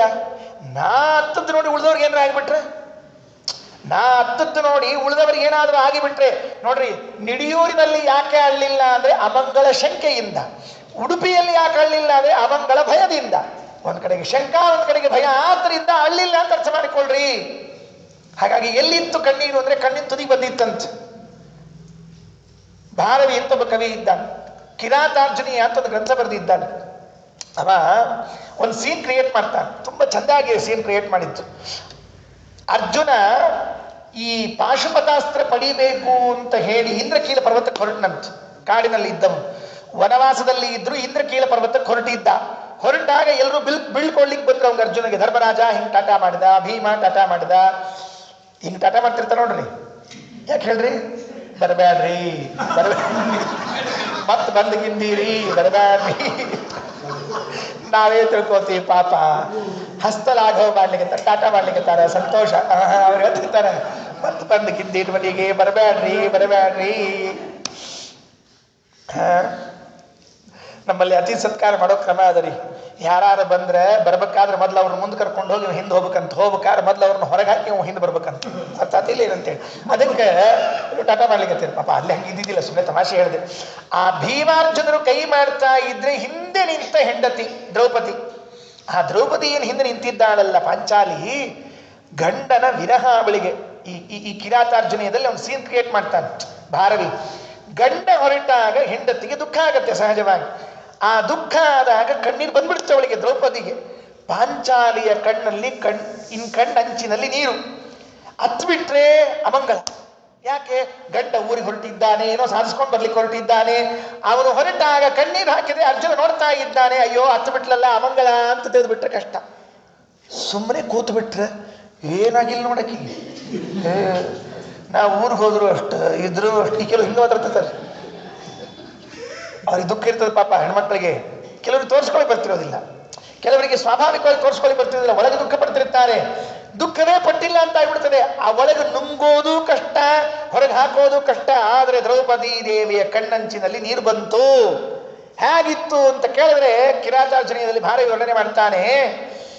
ಕಮಲ ಅರಳಿ ನಿಂತಿದೆ, ಅದರ ಕೆಳಗೆ ಎಲೆಗಳು ನಿಂತುಕೊಂಡಿದೆ. ಎಲೆಯ ತುದಿಯಲ್ಲಿ ಒಂದು ನದಿಯ ಹನಿ ನೀರು ತುಂತುರು ನಿಂತಿದೆ. ಅದರ ಭಾರಕ್ಕೆ ಎಲೆ ಹೀಗೆ ಬಾಗಿದೆ. ಈಗೋ ಆಗೋ ಆ ಕಮಲದ ಎಲೆಯಿಂದ ಜಾರುವ ನೀರಿನ ಹನಿಯಂತೆ ಅಂತ ವರ್ಣನೆ ಮಾಡಿದ್ದಾನೆ. ಏನ್ ಕಲ್ಪನೆ, ಏನ್ ಕಲ್ಪನೆ! ಇವತ್ತರಂತೆ ಕ್ಯಾಮ್ರಾ ಇತ್ತ, ವಿಡಿಯೋ ಇತ್ತ, ಫೋಟೋ ಇತ್ತ, ಏನ್ ನೋಡ್ಲಿಕ್ಕಿತ್ತು? ಅವರಂತಾನೆ ಹೀಗೆ ಕಮಲದ ದಳದಿಂದ ತುದಿಯಿಂದ ಒಂದನಿ ನೀರಂಚಿನಲ್ಲಿ ಉದುರುಲಿ ನಿಂತಿತ್ತಲ್ಲ. ನೋಡಿದ್ದಿರಲ್ಲ ಇದನ್ನೆಲ್ಲ ನೀವೆಲ್ಲ? ಮನೆಗೆ ಹೋಗಿ ಒಂದ್ಸಲ ಆ ಸೀನ್ ನೋಡ್ಕೊಳ್ರಿ, ಫೋಟೋದಲ್ಲಿ ಸಿಕ್ಕೇ ಸಿಗುತ್ತೆ ಬೇಕಾದಷ್ಟು. ಆ ಕಮಲ ದಳಾಯತಾಕ್ಷಿಯಾದ ಪಾಂಚಾಲಿಯ ಕಣ್ಣಂಚಿನಲ್ಲಿ ಬಂದ ನೀರು ಹಾಗಿತ್ತು ಅಂದ್ರೆ ಈಗ ಕಮಲದ ದಳದಿಂದ ತುದಿಯಲ್ಲಿ ಉದುರಿ ಬೀಳ್ತದೇನೋ ಅನ್ನುವಂತೆ ಮುತ್ತಿನಂತೆ ಇತ್ತು ತುಲನೆ ಮಾಡಿದ್ದಾನೆ. ಭಾರವೇ ಅರ್ಥಗೌರವ ಅಂತ ಹೇಳಿದ್ದಾನೆ. ಅವನು ಹಾಗೆ ಹೇಳಿದ್ರೆ ಪಂಡಿತಾಚಾರ್ಯ ಹೇಳಿದರು, ನೆನನೊದಸ್ರು ಪುರಾಸ ಯಯೋದೃಶೋ ಅಥತಯೋ ಪ್ರಪದೋತ್ಥಿತಮಪ್ಯದಃ ಪ್ರತಿನಿರುದ್ಧ್ಯ ಗಿರಂ ಗುರುರಬ್ರವೀತ್. ಏನರ್ಥ ಅದಕ್ಕೆ? ವಿರಹದಿಂದ ಕಣ್ಣೀರು ಬಂದಿತ್ತು, ವಿರಹದಿಂದ ಕಣ್ಣೀರು ಬಂದಿತ್ತು, ದರ್ಶನದಿಂದಲೂ ಕಣ್ಣೀರು ಬಂತು. ನಡಿ, ದರ್ಶನಕ್ಕೂ ಕಣ್ಣೀರೇ, ಆಮೇಲೂ ಕಣ್ಣೀರೇ, ಕೊನೆಗೆ ಕಣ್ಣೀರೇ ಗತಿಯ ನಮಗೆ. ತಾತ ತಿಳಿದ ಮಂಗಲವ ನಿಜ ಪೊತ ವಿರಗದಿ ಬಂದ ಭಾಷ್ಪಗಳಾತ ಬಿಗಿ ಹಿಡಿದಂತೆ ಪೂರ್ವದಿ ಕಂಗಳದ್ವಯದಿ ಪ್ರೀತಿ ಕಾಣುತ್ತ ತನಯ ಮುಖವನ್ನೋತ ಬಂದಾನಂದ ಭಾಷ್ಪಗಳಾತ ಬಿಗಿ ಹಿಡಿಯುತ್ತಲೀಗಲು ಸುತನಿಗಿಂತ್ಯಂದ. ಯಾಕೆ ಹಾಗೆ ಆಗ್ತಿರ್ತದೆ? ಆಚಾರ್ಯರ ವಿರಹ ಕಣ್ಣೀರು ತರಿಸ್ತದೆ. ಆಚಾರ್ಯರ ದರ್ಶನ ಆನಂದದ ಭಾಷ್ಪ ತರ್ತದೆ. ಮೊದಲು ಆಚಾರ್ಯರ ವಿರಹದಿಂದ ಬಂದದ್ದು ದುಃಖಾಶ್ರು, ಆಚಾರ್ಯರ ದರ್ಶನದಿಂದ ಬಂದದ್ದು ಆನಂದಾಶ್ರು. ಸ್ವಲ್ಪ ಆಚಾರ್ಯರ ಶಾಸ್ತ್ರವನ್ನ, ಪುರಾಣವನ್ನ, ಪಾಠವನ್ನ, ಶಾಸ್ತ್ರವನ್ನ ಅಧ್ಯಯನ ಮಾಡುವಾಗ ಸ್ವಲ್ಪ ಕಠಿಣ ಕಾಲ ಬರ್ತದೆ ಯಾವಾಗಲೂ ಕೂಡ. ಮೊದಲಿಗೆ ಮನುಷ್ಯನಿಗೆ ಶಾಸ್ತ್ರ ಓದಲಿಕ್ಕೆ ಪ್ರಾರಂಭ ಮಾಡಿದಾಗ ಎಲ್ಲ ಬಿಡಬೇಕಾಗ್ತದಲ್ಲ, ಬಿಟ್ಟಾಗ ಊಟಕ್ಕೆ ತೊಂದರೆ ಆಗ್ತದೆ, ಬದುಕೋದು ಕಷ್ಟ ಆಗ್ತದೆ ಮೊದಲು ಸ್ಟೇಜಲ್ಲಿ. ಯಾಕೆ ಅಂದರೆ ಇನ್ನೂ ಆಚಾರ್ಯ ದರ್ಶನ ಆಗಿಲ್ಲ. ಎಲ್ಲಿವರೆಗೆ ಸರ್ವಮೂಲ ಗ್ರಂಥಗಳ ದರ್ಶನ, ಎಲ್ಲಿವರೆಗೆ ಸರ್ವಮೂಲಗಳ ಅಧ್ಯಯನ ಆಗಿಲ್ವೋ ಅಲ್ಲಿವರೆಗೆ ಸ್ವಲ್ಪ ಕಷ್ಟ ಅನ್ನಿಸ್ತದೆ ಜೀವನ. ನಡಿಲ್ಲಾಯರಿಗೆ ನಿಡಿಯೂರಿನಲ್ಲಿ ಮಗನು ಕಾಣದೇ ಇದ್ದಾಗಾದಂತೆ ನಮಗೂ ಕಷ್ಟ ಆಗ್ತದೆ. ಒಂದೊಮ್ಮೆ ಆಚಾರ್ಯ ಶಾಸ್ತ್ರದ ದರ್ಶನ ಆಯಿತು ಅಂತಂದ್ರೆ ಆಮೇಲೆ ಕೇವಲ ಆನಂದಾಶ್ರಗಳೇ ವಿನಃ ದುಃಖಾಶ್ರಗಳು ಇರೋದೇ ಇಲ್ಲ ಯಾವಾಗಲೂ ಕೂಡ. ಆದ್ದರಿಂದಾಗಿ ಮೊದಲು ಒಂದು ಸ್ವಲ್ಪ ಕಷ್ಟ ಅನಿಸ್ತದೆ ನಮಗೆಲ್ಲ. ಏನಪ್ಪ ಶಾಸ್ತ್ರ ಓದ್ಲಿಕ್ಕೆ ಕಳೆದು ಬಿಟ್ಟೀವಿ, ಉಪಜೀವನೆ ಹಾಗೆ ಮುಂದೆ ಅಂತ ಅನಿಸ್ತದೆ. 9ನೇ ಸರ್ಗದಲ್ಲಿ ಪದ್ಮನಾಭ ತೀರ್ಥರು ಶೋಭನ ಭಟ್ರು ಹೇಳೋವರೆಗೂ ಕೇಳಬೇಕಾಗಿ ಸ್ವಲ್ಪ ಸಮಯ ಬೇಕು. ಅದಕ್ಕೆ ಮುಂಚಿತವಾಗಿ ಹೇಳಿದ್ದೀನಿ, ಅಭರವಸೆ ಬೇಡ, ಶಾಸ್ತ್ರದಲ್ಲಿ ಅಭರವಸೆಯನ್ನು ಮಾಡಬೇಡ್ರಿ. ಶಾಸ್ತ್ರ ಓದಿದವರಿಗೆ, ಪಾಠ ಕೇಳಿದವರಿಗೆ, ಪ್ರವಚನ ಕೇಳಿದವರಿಗೆ ಮೊದಲು ಹೆಜ್ಜೆಯಲ್ಲಿ ಬರೋ ದುಃಖಾಶ್ರವೇ. ಅಯ್ಯೋ ಹೇಗೆ ಅನ್ನಿಸ್ತಿರ್ತದೆ. ಯಾವಾಗ ಒಮ್ಮೆ ಆಚಾರ್ಯ ಶಾಸ್ತ್ರ ದರ್ಶನ ಆಯಿತು ಅಂತ ಆದರೆ ಆನಂದ ಬಾಷ್ಪ ಸುರಿಲಿಕ್ಕೆ ಪ್ರಾರಂಭ ಆಗ್ತದೆ. ಅದಕ್ಕೆ ಯಾರೂ ಭಯಪಡೋ ಅವಶ್ಯಕತೆ ಇಲ್ಲ. ಈಗ ಮಗನಿಗೆ ಕೇಳಿದರು, ಐಸುತೆ ತಮುದಾಹರ ತತ್ವತೋ ನನು ಸಮಾಗತವಾರಸಿ ಸಾಂಪ್ರತಂ ಸ್ವಜನತಾರಹಿತಸ್ಯ ತು ಗೋತ್ರತೆ ಬಕ ದೀರ್ಘತಮೇ ಪತಿ. ಟೈಮ್ ಅದಲ್ಲ, 5 ನಿಮಿಷ ಆಯ್ತು. ಐಸುತೆ ತಮುದಾಹರ ತತ್ವತೋ. ಇವತ್ತೊಂದು 5 ನಿಮಿಷ ಮುಂದೆ ತಗೊಳ್ತೀನಿ. ಈಗ ಹೇಳ್ಬೇಕ್ರಿ, ನಿಮ್ದೇ ನಾನಂತ ಮೊದಲು ಊಟದ ಸಂಜೆಗೆ ಅಂತ. ಅದಕ್ಕೆ ಅಂದ್ರೆ ಅವ್ರು ನನಗೆ ಕೇಳಿದರು, ಅವ್ರಿಗೆ ನಾ ಪ್ರತಿಬಂಧ ಸಮಾಧತ್ತೆ ಶಾಸ್ತ್ರದ ವಿಷಯ. ಅದು ಅವ್ರಿಗೆ ಗೊತ್ತಾಯ್ತು, ನನಗೆ ಗೊತ್ತಾಯ್ತು ಅಷ್ಟೆ. ಒಂದು 5 ನಿಮಿಷ ತಗೊಳ್ತೀನಿ ಮುಂದೆ ಇವತ್ತು. ಯಾಕೆಂದರೆ ಇನ್ನೂ ಒಂದು ಮಹತ್ವದ ಅಂಶ ಹೇಳೋದಿದೆ ಇವತ್ತಿನ ದಿವಸ. ಅದಕ್ಕಾಗಿ ಕಾಯ್ತೀನಿ. ಏಕಾದಶಿ ಅದಲ್ಲ, ಅರ್ಥ ಆಯ್ತಿಲ್ಲ ಅಂತ. ಏಕಾದಶಿ ಖಾಲಿ ಅಂದ್ರೆ ಖಾಲಿ ಅಲ್ಲಲ್ಲ, ಅಂದ್ರೆ ಖಾಲಿ ಅಂದ್ರೆ ಪೂರ್ಣ ಖಾಲಿ. ಓ, ಅರ್ಥ ಆಯ್ತು. ಮಗ ಕಂಡಾಗ ಏನ್ ಕೇಳಿದ್ರೆ ಅಪ್ಪ, ಐಸುತ ಎಲೆಯ ಮಗನೇ, ಇದಂ ಉದಾಹರ ತತ್ವತಃ, ಸತ್ಯ ಹೇಳು, ಸಮಾಗತವಾನಸಿ ಸಾಂಪ್ರತಂ, ಅಲ್ಲಿಂದ ಬಂದೆಯಲ್ಲ, ಸ್ವಜನತಾ ರಹಿತಸ್ಯ, ನಿಮ್ಮವ್ರು ಯಾರು ಇದ್ದಿದ್ದಿಲ್ಲ, ದೀರ್ಘತಮೇ ಪತಿ, ಇಷ್ಟು ದೂರ ಬಂದಿದ್ದೀಯಲ್ಲ, ಕಹ ಸಹಚರ, ಜೊತೆಗೆ ಬಂದವನು ಯಾರು ನಿಂಗೆ. ಎಷ್ಟು ಚಂದ ಬರ್ದಾರೆ ಶ್ಲೋಕನ. ಐ ಸುತ ಎಲೆ ಮಗನೇ, ಇದಂ ಉದಾಹರ ತತ್ವತಃ, ಖರೆ ಹೇಳ, ತತ್ವತಃ ಇದಂ ಉದಾಹರ, ತತ್ವತಃ ಅಂದ್ರೆ ಸತ್ಯವಾಗಿ ಇದನ್ನು ಹೇಳು. ಸಮಾಗತವಾನಸಿ, ಬಂದಿದ್ದೀಯಲ್ಲ, ಸ್ವಜನತಾ ರಹಿತಸ್ಯ, ಯಾರೂ ಇಲ್ಲದೆ ಇದ್ದಾಗ, ದೀರ್ಘತಮೇ ಪತಿ, ಇಷ್ಟು ದೀರ್ಘವಾದ ಹಾದಿಯಲ್ಲಿ, ಕಹ ಸಹಚರ, ಯಾರು ಸಹಚರರು ಹೇಳಿ ನೋಡೋಣ. ತಿರುಗುಂಡಿ ಆಚಾರ ಸ್ವಲ್ಪ ಇದನ್ನು ಇನ್ನೊಂದು ಚೂರು ಒಳಗಿಸ್ತಾರೆ. ಇದೇ ಭಾವವನ್ನೇ ಅಲ್ಲಿ ಬಂದು ಕೇಳಿದ್ರು ಅಂತ ಹೇಳಿದ್ರಲ್ಲ, ಆ ಕೇಳೋಕ್ಕಿಂತ ಮೊದಲೊಂದು ಘಟನೆ ಆಯಿತಂತೆ. ಏನು? ಎತ್ತಿಕೊಳ್ಳುತ್ತ ಮಗನ ತಾತನು ಮುತ್ತು ನೀಡುತ್ತಲೇ ಮಮತೆಯಿಂದಲಿ ಹೆತ್ತ ಮೋಹದಲ್ಲಿ ಇವನು ಕೇಳಿದ ದೀರ್ಘ ಮಾರ್ಗದಲ್ಲಿ ಮತ್ತೆ ಸಲಹಿದರರು ನಿನ್ನನು ಹತ್ತಿರದಿ ಸಕನವನಿದ್ದನು ಸತ್ಯ ಪೇಳೈ ಎನ್ನುತ್ತ ತನಯನಪ್ಪಿಕೊಂಡನಲೇ. ಅಲ್ಲಿ ಇನ್ನೊಂದೆರಡು ಭಾವ ಆಯಿತು ಅಂತ ಹೇಳ್ತಾರೆ. ಬಂದು ನಿಂತ್ಕೊಂಡು ಕೂಡಲೇ ಯಾರಿದ್ರೆ ನಿನ್ ಜೊತೆಗೆ ಅಂತ ಹಿಂಗೆ ಕೇಳಲಿಲ್ಲ. ಏನ್ ಮಾಡಿದ್ರು? ಎತ್ತಿಕೊಳ್ಳುತ್ತ, ಎಸ್ ಇದಾಗಿದ್ ನಿಜ, ಆ ಸೀನ್ ಕ್ರಿಯೇಟ್ ಆಗ್ಯದಲ್ಲಿ. ಬಂದು ಕೂಡಲೇ ಮಗು ಮೊದಲು ಸಿಕ್ತಲ್ಲ, ಮಗುವನ್ನ ಎತ್ತಿಕೊಳ್ಳುತ್ತ, ತಿರುಗುಂಡಿ ಆಚಾರ ಅಲ್ಲಿಯ ಸೀನನ್ನ ಮತ್ತೆ ಸ್ವಲ್ಪ ರೀಕ್ರಿಯೇಟ್ ಮಾಡ್ತಾರೆ. ಎಷ್ಟು ಚೆನ್ನಾಗಿದೆ ನೋಡಿ ಅದೆಲ್ಲ. ಅದಕ್ಕೆ ವಿದ್ವಾಂಸರು ಶ್ಲೋಕಗಳನ್ನು ಚೆನ್ನಾಗಿ ಅರ್ಥ ಮಾಡಿಕೊಳ್ಳುವುದು ಅಂತ.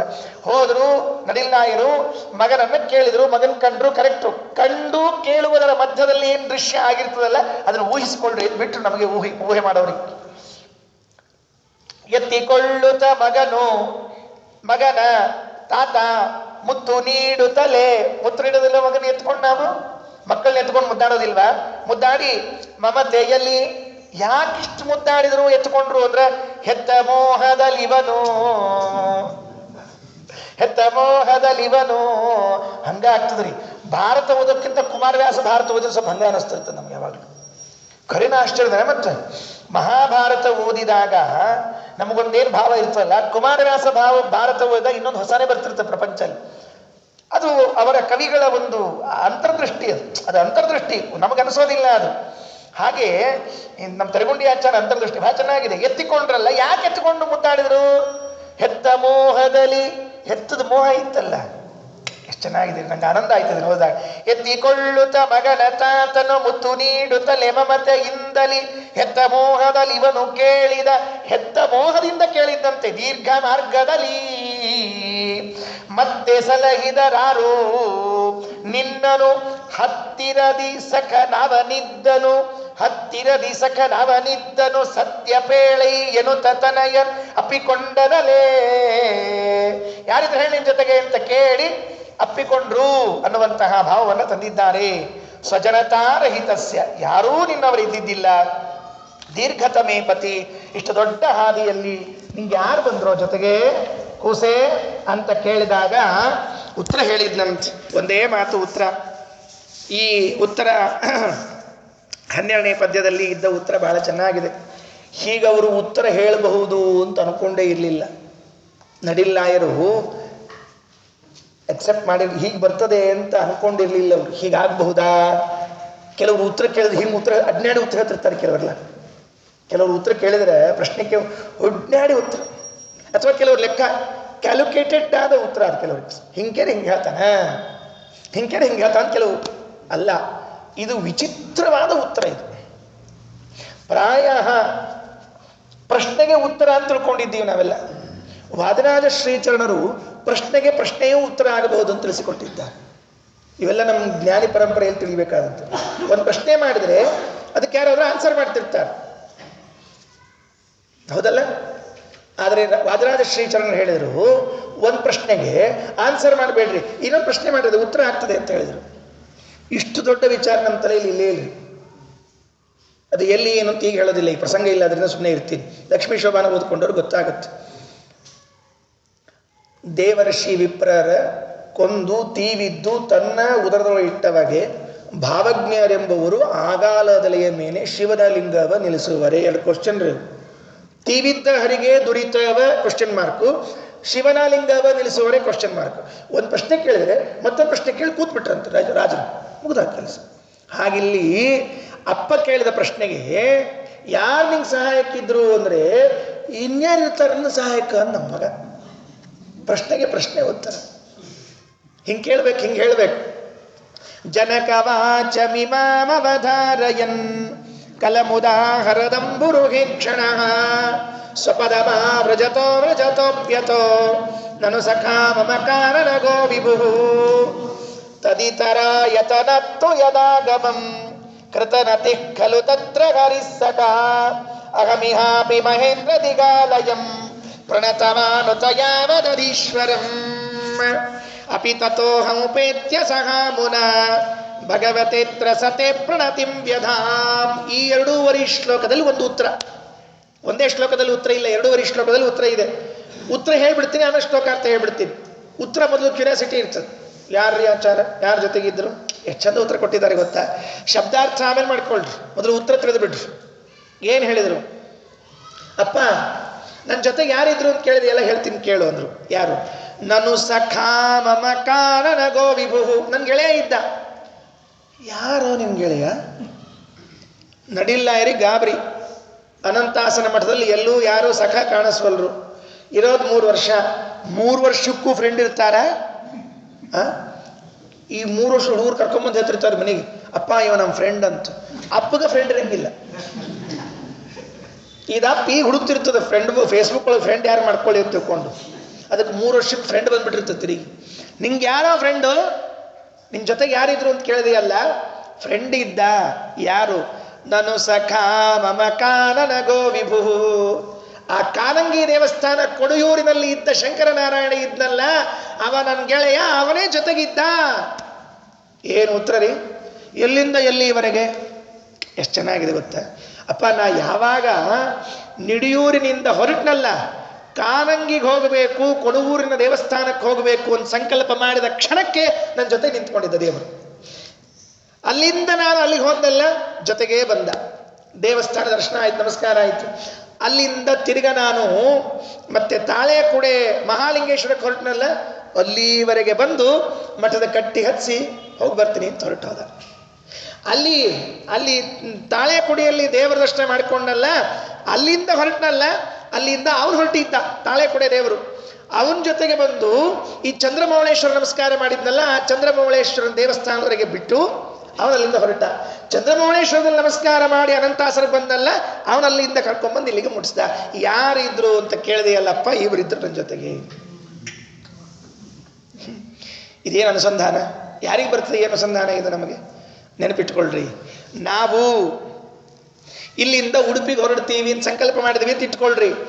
ಇಲ್ಲಿಂದ ಉಡುಪಿಗೆ ಹೊರಡ್ತೀವಿ ಅಂತಂದ ಕ್ಷಣ ಕೃಷ್ಣ ನಮ್ಮ ಜೊತೆ ನಿಂತ್ಕೊಂಡಿರ್ತಾನೆ. ಆ ಕ್ಷಣ ನಮ್ಮ ಜೊತೆಗೆ ದೇವರು ಬಂದು ನಿಂತಿರ್ತಾನೆ. ಉಡುಪಿ ಮುಟ್ಟೋವರೆಗೂ ಅಲ್ಲಿ ಇಲ್ಲಿ ತನಕ ಉಡುಪಿ ತನಕ ಬಂದ್ಬಿಟ್ಟಿವಿ, ಚೂರು ಸುಬ್ರಹ್ಮಣ್ಯಕ್ಕೆ ಹೋಗ್ಬಿಡೋಣ, ಸುಬ್ರಹ್ಮಣ್ಯ ಮುಟ್ಟಿಸ್ತಾನೆ ತಂದು. ಸುಬ್ರಹ್ಮಣ್ಯ ಆದಮೇಲೆ ಅಲ್ಲ, ಸುಬ್ರಹ್ಮಣ್ಯ ಬಂದಿದ್ದೀವಿ, ಧರ್ಮಸ್ಥಳ ಇಲ್ಲೇ ಅಂತಲ್ಲ ಅಂತ ಹೇಳಿ ಧರ್ಮಸ್ಥಳಕ್ಕೆ ಹೊರಟ್ರೆ ಆ ಸುಬ್ರಹ್ಮಣ್ಯ ಬರ್ತಾನೆ ನಿಮ್ಮ ಜೊತೆಗೆ ಧರ್ಮಸ್ಥಳದವರೆಗೆ. ಧರ್ಮಸ್ಥಳ ಮುಗಿದ ಮೇಲೆ ಧರ್ಮಸ್ಥಳ ಹುಬ್ಳಿ ಅಂತಿರ್ತಾನೆ ನಾವು. ಓ, ಧರ್ಮಸ್ಥಳದಿಂದ ಹುಬ್ಳಿಗೆ ಬಸ್ ಸಿಕ್ತು, ಹೊರಟೋಣ ಅಂತಂದ್ರೆ ನಿಮ್ಮ ಮನೆ ಮುಟ್ಸೋ ತನಕ ಮಂಜುನಾಥ ನಿಮ್ಮ ಜೊತೆಗೆ ಇರ್ತಾನೆ, ನೆನಪಿಟ್ಟುಕೊಳ್ರಿ. ಇದು ಆಚಾರ್ಯ ಹೇಳಿಕೊಟ್ಟ ಸಿದ್ಧಾಂತ. ಯಾವತ್ತು ನೀವು ನಿಮ್ಮ ಮನೆಯಿಂದ ಯಾತ್ರೆ ಹೊರಡ್ತೀರಿ, ದೇವಸ್ಥಾನಕ್ಕೆ ಹೊರಡ್ತೀರಿ, ದೇವರ ಜವಾಬ್ದಾರಿ ಪ್ರಾರಂಭ ಆಯಿತು. ನೋಡ್ರಿ, ಕೆಲವು ಕಡೆಗೆ ನಾನು ಪ್ರವಚನಕ್ಕೆ ಹೋಗ್ತಿರ್ತೀನಿ, ಇದು ನನಗೆ ಅನುಭವ ಬಂದಿದೆ. ಪ್ರವಚನಕ್ಕೆ ಹೊರಡ್ತೀನಿ ಅಂತಂದುಕೊಳ್ಳೆ ಅಲ್ಲಿ ಆಯೋಜಕರು ಇರ್ತಾರಲ್ಲ, ನಮ್ಮ ಫೋನ್ ಮಾಡ್ತಾರೆ, ಆಚಾರ ಟ್ರೈನ್ ಹತ್ತೀರಿಲ್ಲೋ? ಹತ್ತೀನೋ ಮಾರಾಯ, ಗೊತ್ತಿಲ್ಲ ನಮಗಷ್ಟು ಬರೋದು. ಅಲ್ಲ ಚಾರ ಟ್ರೈನ್ ಸಿಕ್ತಿಲ್ಲೋ? ಟ್ರೈನ್ಯಾಗ ಇದ್ದೀನೋ? ಹಂಗಲ್ಲ ಚಾರ, ಸೀಟ್ ಸಿಕ್ತಿಲ್ಲೋ? ರಿಸರ್ವೇಷನ್ನೇ ಮಾಡಿಸೀನೋ? ಅಲ್ಲಲ್ಲ, ಅಂದರೆ ನಿಮ್ಗೆ ಸಾಮಾನ್ಯ ಇಟ್ಕೊಳ್ಳಿಕ್ಕೆ ಏನು ತೊಂದರೆ ಆಗಿಲ್ಲ, ಅದಲ್ಲೂ ಅವನಿಗೆ ಜವಾಬ್ದಾರಿ. ಅದು ಆಯೋಜಕನಿಗೆ ಜವಾಬ್ದಾರಿ. ಬರ್ತಾ ಇದ್ದೀನಲ್ಲ, ನನಗೇನು ತೊಂದರೆ ಆಗಬಾರ್ದು. ಮುಗಿದ ಮೇಲೆ ಅಲ್ಲಿ ಹತ್ಸಿ ಕಳಿಸಿರ್ತಾನೆ, ಮನೆಗೆ ಬಂದು ಮುಟ್ಕೊಂಡಿರ್ತೀವಿ. ನಮ್ಮ ಮುಗೀತ್ರಿ, ಕೆಲಸ ಮುಗಿತ, ನಾವು ಜಾಸ್ತಿ ಅಡ್ಡಾಡ ಮಂದಿ. ನಾವು ಫೋನ್ ಮಾಡ್ತಾನೆ, ಆಚಾರ ಊರು ಮುಟ್ಟಿರ್ಲು ಸುರಕ್ಷಿತ, ಸಾಮಾನ್ಯ ಬರೋಬ್ಬರಿ ಇಲ್ಲ, ಎಲ್ಲ ನೋಡ್ಕೊಂಡಿರ್ಲು, ಅವನ ಜವಾಬ್ದಾರಿ. ಹಾಗಾದರೆ ಉಪನ್ಯಾಸಕ್ಕೆ ಹೋಗುವಾಗ ನಮ್ಮಂಥವರಿಗೇನೆ ಇಲ್ಲಿಂದ ಅಲ್ಲಿ, ಅಲ್ಲಿಂದ ಇಲ್ಲಿ ಬರೋ ಜವಾಬ್ದಾರಿ ಆಯೋಜಕ ತೆಗೆದುಕೊಂಡಿದ್ರೆ, ನಮ್ಮಲ್ಲಿ ಕೆಲವರು ಫೋನ್ ಮಾಡಿರ್ತಾರೆ, ಆಚಾರ ಕಾರ್ನ್ಯಾಗ ಕಳ್ಕೊಂಬರ್ತೀವಿ, ನಿಮ್ಮನ್ನು ಕಾರ್ನ್ಯಾಗ ಕಳಿಸ್ತೀವಿ ಪ್ರವಚನ, ಯಾಕೆ ಅಲ್ಲಿ ಮಾಡ್ತೀರಿ ನೀವು ಅಂತಿರ್ತಾರೆ. ಇಲ್ಲೋ?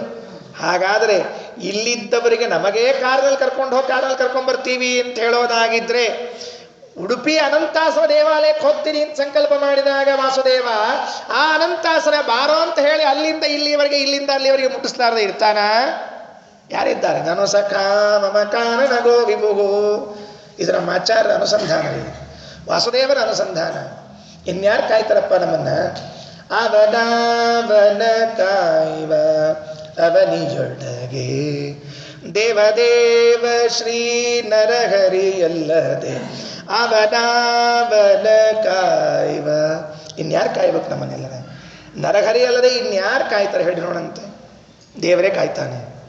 ಭಕ್ತ, ಮಾತು ಮುಗಿಸ್ತೀನಿ ಇವತ್ತಿನ ದಿವಸ.